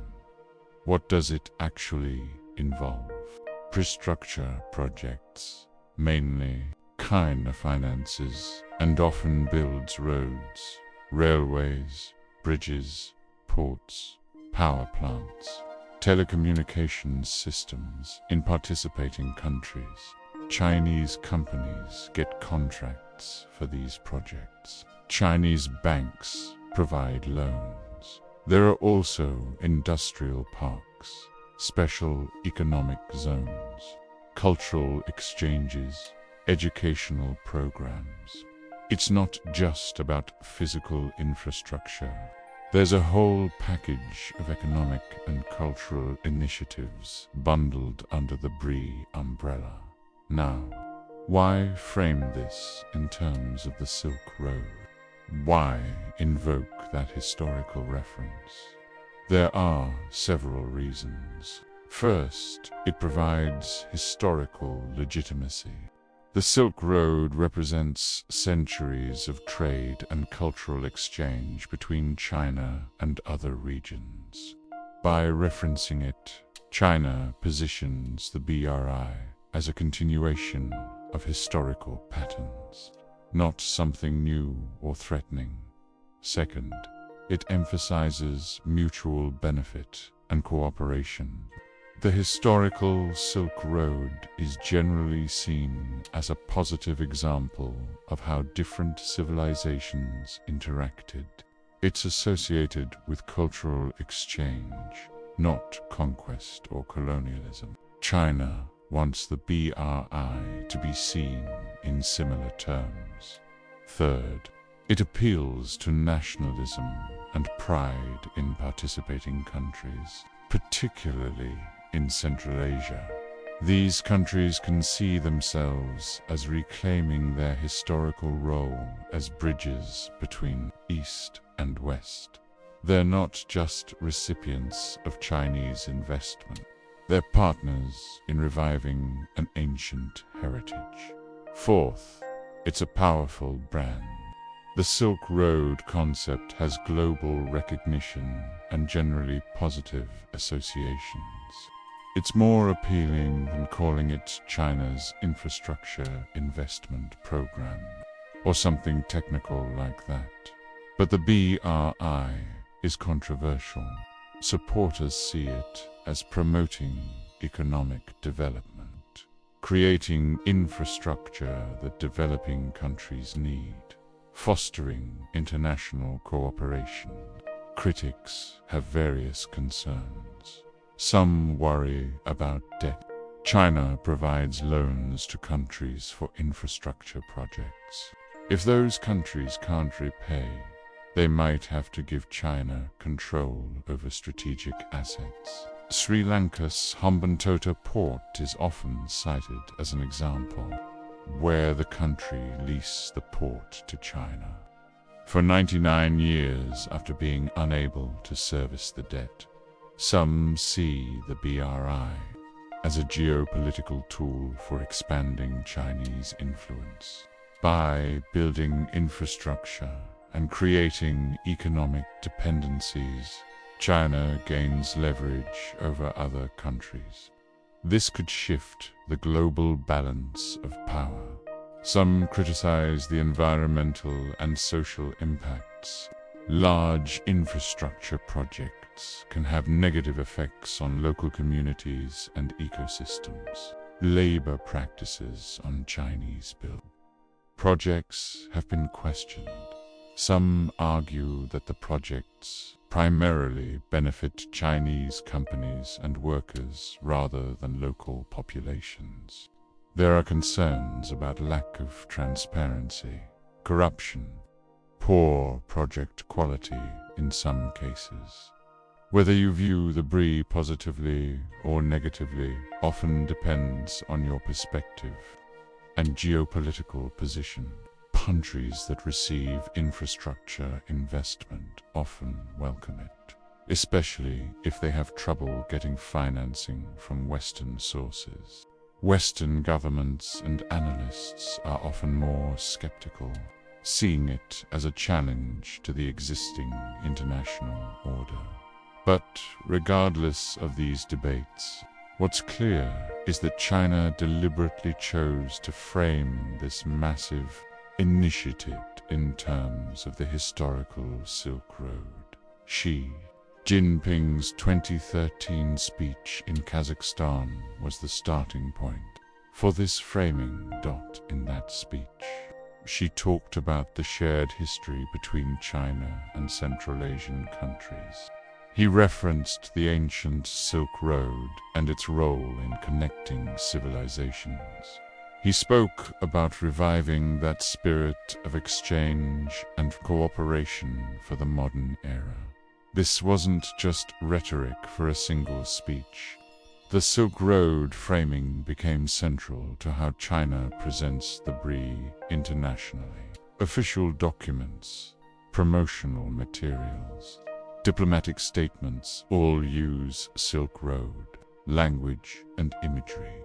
China has organized forums and summits around Belt and Road cooperation. These events often feature references to the historical Silk Road, comparisons between ancient caravans and modern trains, discussions of how the initiative continues historical traditions of exchange. The symbolic power of the Silk Road concept is being leveraged for contemporary geopolitical purposes. The ancient trade routes become a template and justification for modern infrastructure networks. Historical connectivity becomes an argument for future integration. Other countries have responded to this in various ways. Some embrace the Silk Road framing and position themselves as key nodes in the new network. Others are more cautious, worried about Chinese dominance. Some propose alternative frameworks, like India's idea of the Asia-Africa Growth Corridor or the US and partners.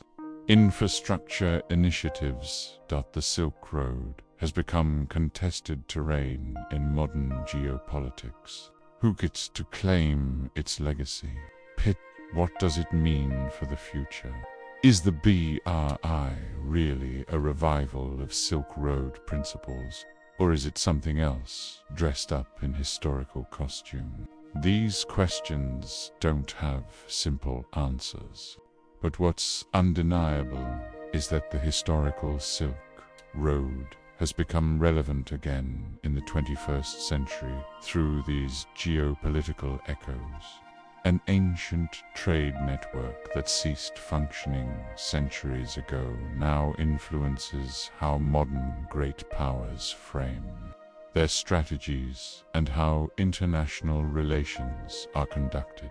Xi Jinping's 2013 speech in Kazakhstan marked a turning point where the Silk Road went from being primarily a historical and cultural concept to being an active element of contemporary geopolitics. The ancient roots are gone, but their shadow stretches into the present, shaping how nations think about connectivity, cooperation, and competition in the modern world.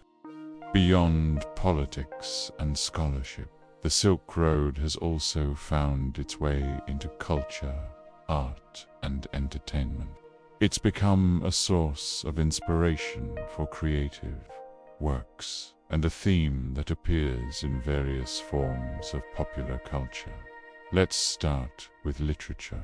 The Silk Road has been the subject of numerous books, both fiction and non-fiction. Historical novels set along the Silk Road routes have been popular. These might follow the journey of a merchant, tell the story of a Buddhist monk traveling to India, or create fictional narratives around the real historical setting. Travel writing about the Silk Road is another genre. Authors retracing the historical routes, visiting the old oasis cities, exploring ruins and archaeological sites. These books combine history, personal experience, and cultural observation. They appeal to readers interested in both the past and present of these regions. Poetry has also drawn on Silk Road themes. The imagery of caravans crossing deserts, of distant lands connected by trade, of cultural exchange and exotic encounters. These have been poetic subjects for various writers. Then there's music. We mentioned Yo-Yo Ma's Silk Road Ensemble earlier. This group, founded in 1998, brings together musicians from different traditions along the historical Silk Road. Chinese pipa players, Persian kamancha players, Indian tabla players, Alongside Western classical musicians, the ensemble creates music that blends these traditions. A piece might combine Chinese melodic elements with Middle Eastern rhythms and Western harmonies. It's meant to embody the cultural exchange that the Silk Road represented. The Silk Road Ensemble has been successful and influential. They've released albums, performed around the world, won Grammy Awards. They've shown that the Silk Road concept can work as a framework for musical collaboration and creativity. Other musicians and composers have also used Silk Road theme. There are orchestral works inspired by Silk Road history. World music festivals sometimes use Silk Road framing. The concept provides a way to present diverse musical traditions in a unified framework. Moving to visual arts, the Silk Road has inspired painters, photographers, and other visual artists. The landscapes along the routes, the ruins of ancient cities, the artifacts from Silk Road cultures. All of these provide artistic subject matter. Museums have organized major exhibitions around Silk Road themes. These exhibitions bring together artifacts from different collections to tell the story of the trade network and cultural exchange. They might include silk textiles, ceramics, religious sculptures, manuscripts, metalwork, all displayed to show the interconnections along the routes. These exhibitions are often quite popular. They appeal to public interest in ancient civilizations, exotic cultures, and global history. Major museums like the Metropolitan Museum of Art in New York, the British Museum in London, and others have mounted significant Silk Road exhibitions.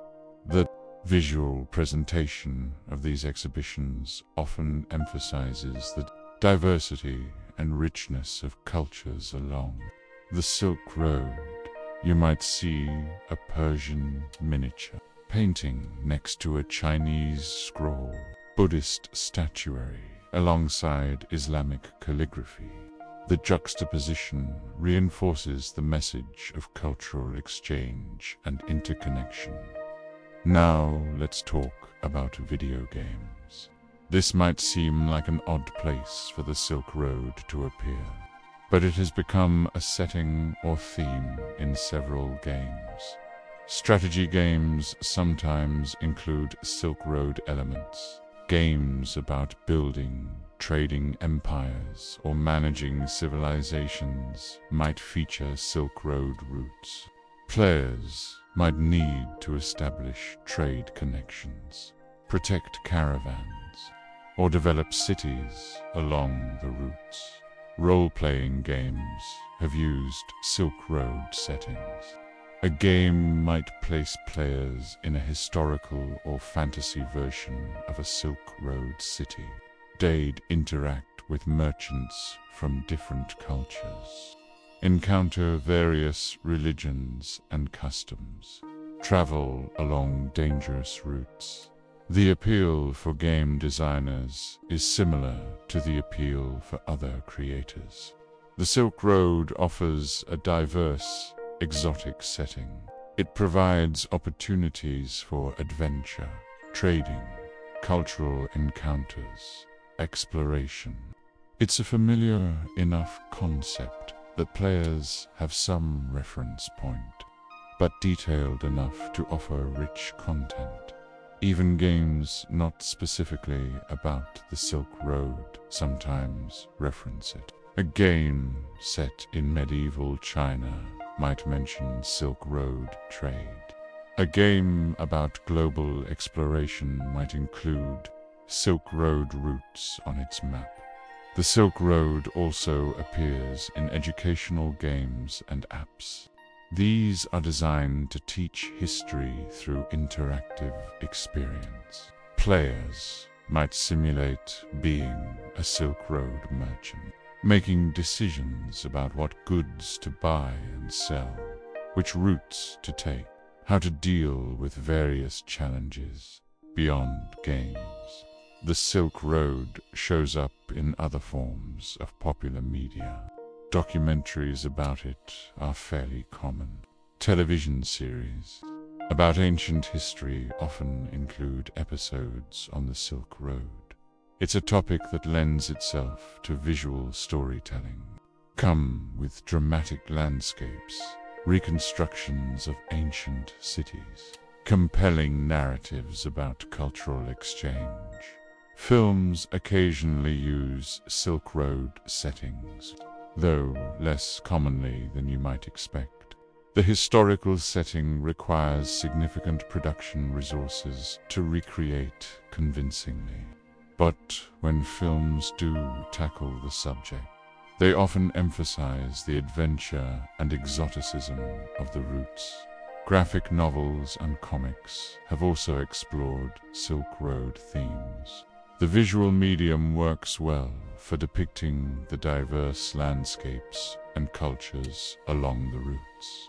Some works take a historical approach. Others use the Silk Road as a setting for fantasy or adventure stories. Even fashion has drawn on Silk Road inspiration. Designers creating collections inspired by the textiles, patterns, and cultural aesthetics of Silk Road civilizations.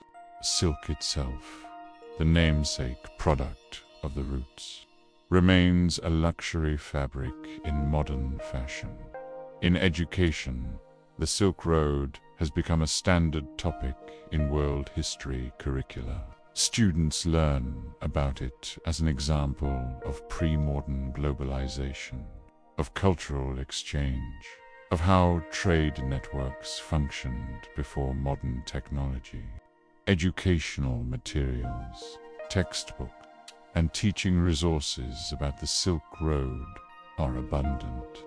The cultural resonance of the Silk Road comes from several factors. It represents adventure and exploration, themes that appeal across different media. It offers diversity, bringing together multiple cultures and traditions in one framework. It provides historical depth, connecting modern audiences to the ancient past. The Silk Road also resonates because it's a positive story in many ways. But it's about connection rather than conflict, about exchange rather than conquest. In a world often divided by cultural and political differences, the Silk Road offers a model of how different civilizations can interact productively. Of course, this somewhat romanticizes the historical reality. The Silk Road had its share of conflict, exploitation, and inequality. But the cultural representation tends to emphasize the positive aspects of cultural exchange and mutual benefit. This cultural and artistic resonance reinforces the symbolic power of the Silk Road concept. When people encounter it in music, games, museum exhibitions, or literature, they're absorbing ideas about cultural exchange, diversity, and global interconnection. The Silk Road becomes not just a historical fact, but a cultural touchstone, a reference point for thinking about how cultures relate to each other. So, from Yo-Yo Ma's musical collaborations to video games where you manage caravans, from major museum exhibitions to historical novels, the Silk Road permeates various aspects of culture and entertainment. It's become a recognizable brand, a theme that creators can use, knowing that audiences will have some familiarity with it. and will bring certain associations and expectations to the work. The Silk Road isn't just history in books or museums.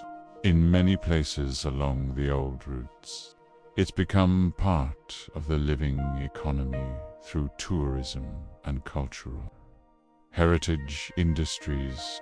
Countries that sit along the historical Silk Road routes have recognized the economic potential of this heritage.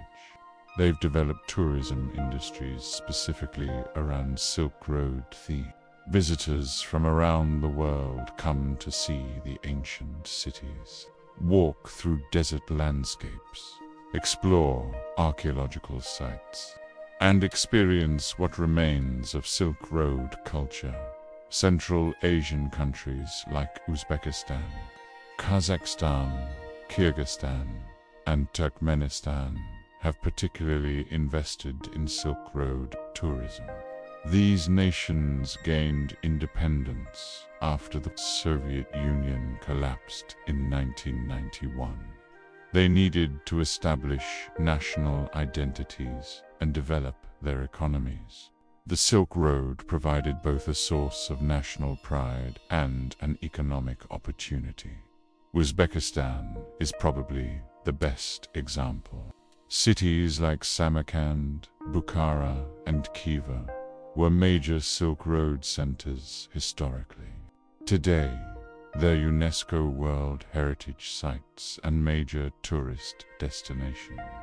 The Regestan Square in Samarkand, with its magnificent madrasas covered in blue tiles, is one of the most photographed sites in Central Asia.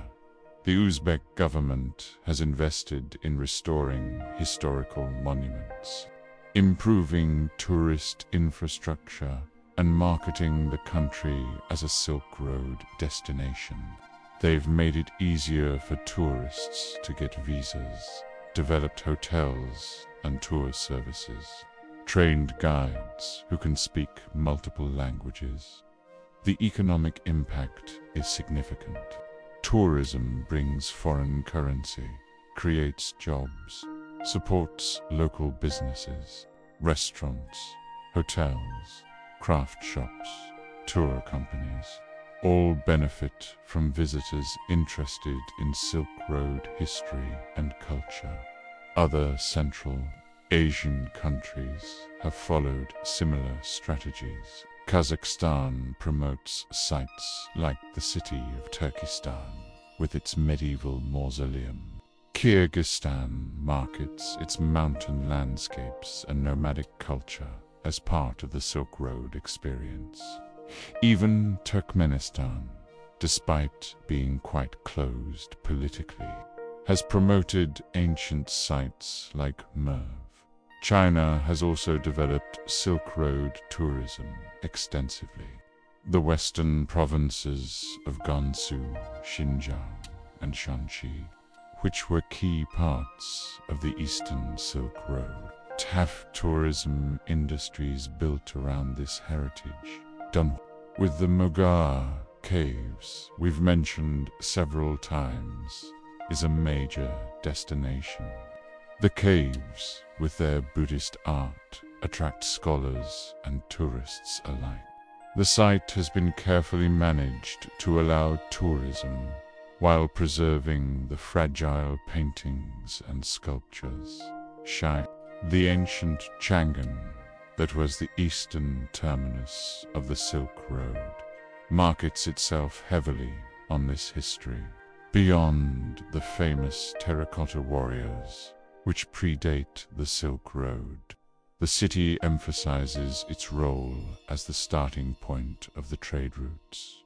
Even cities in Iran, like Isfahan and Yazd, benefit from Silk Road tourism. Iran has incredible historical architecture and was a crucial link in the middle sections of the routes. Political issues and international sanctions have limited tourism growth, but the potential is there. Beyond just visiting old monuments, Silk Road tourism often involves experiencing what's marketed as living heritage. This is where intangible cultural heritage comes in.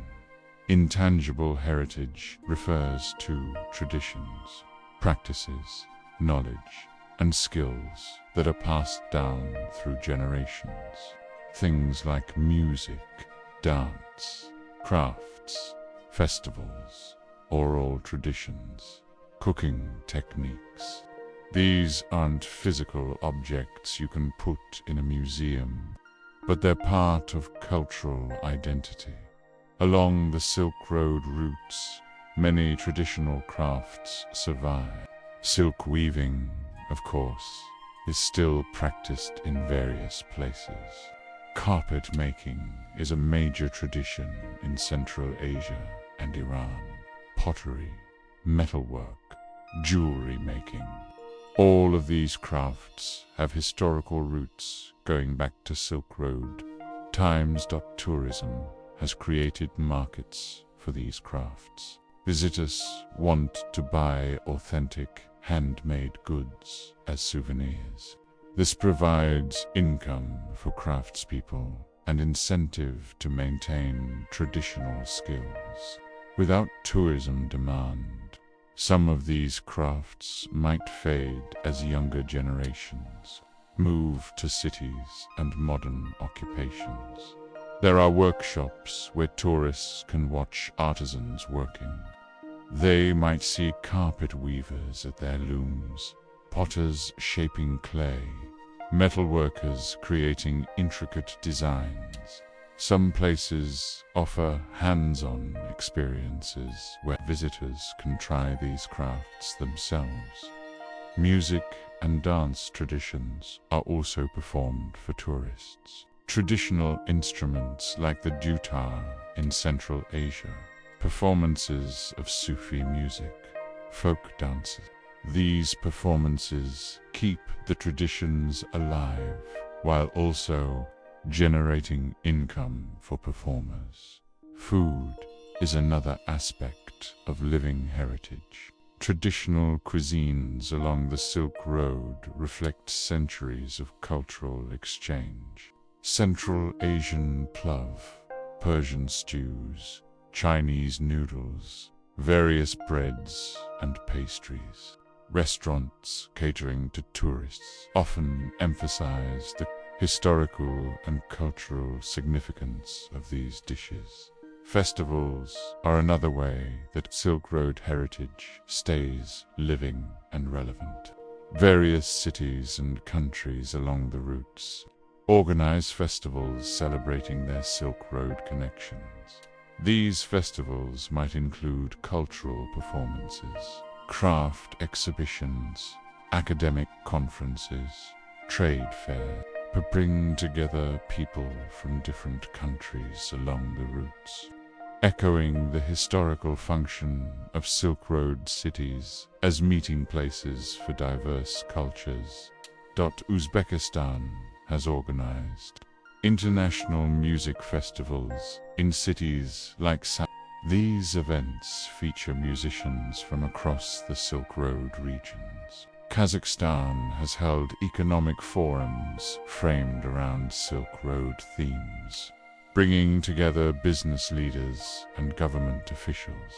China organizes the Silk Road International Arts Festival annually in various cities. This includes performances, exhibitions, and cultural exchanges with countries along the Belt and Road Initiative routes.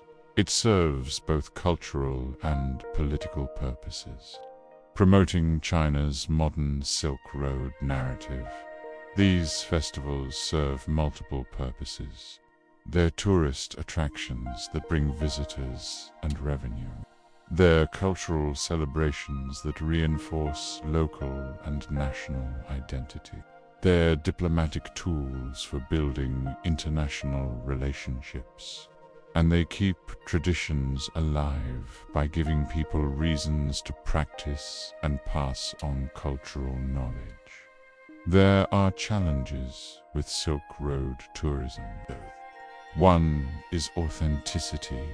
When cultural practices are performed primarily for tourists, they can become simplified or distorted. The meaning behind traditions might be lost when they're just entertainment for visitors who don't understand the context. There's also the risk of over-tourism damaging historical sites. Places like the Mogao Caves at Dunhuang are fragile. Too many visitors with their body heat, breath moisture, and physical contact can harm the ancient painting. Managing access while allowing tourism is an ongoing challenge. Economic dependence on tourism can be problematic too. Tourism is vulnerable to disruptions like pandemics, political instability, economic downturns. Communities that rely heavily on tourism income can suffer when visitor numbers drop. There's also the question of who benefits from Silk Road tourism. Large hotels and tour operators, often owned by people from outside local communities, might capture most of the profit. Local people might end up in low-wage service jobs without getting a fair share of tourism revenue. Despite these challenges, Silk Road tourism and heritage industries continue to grow. For many communities along the historical routes, this heritage is a valuable resource. It provides economic opportunities, cultural pride, and connections to the wider world. The living heritage aspect is particularly important. When traditions are practiced not just for their own sake, but also because there's economic value in them, they're more likely to survive. Young people have reasons to learn traditional crafts or music if they can make a living from them. So, the Silk Road continues to shape economies and cultures along its historical routes. Tourism brings visitors from around the world to experience these places. Heritage industries preserve and promote traditions that might otherwise fade. Festivals celebrate the connections between regions that were linked centuries ago. The ancient trade routes no longer carry caravans of silk and spices, but they still bring people together, still facilitate exchange, still connect East and West, just in different ways than they did 1,000 years ago. The physical roads may be gone or transformed, but the heritage remains living and relevant, supporting communities and preserving cultures in the 21st century.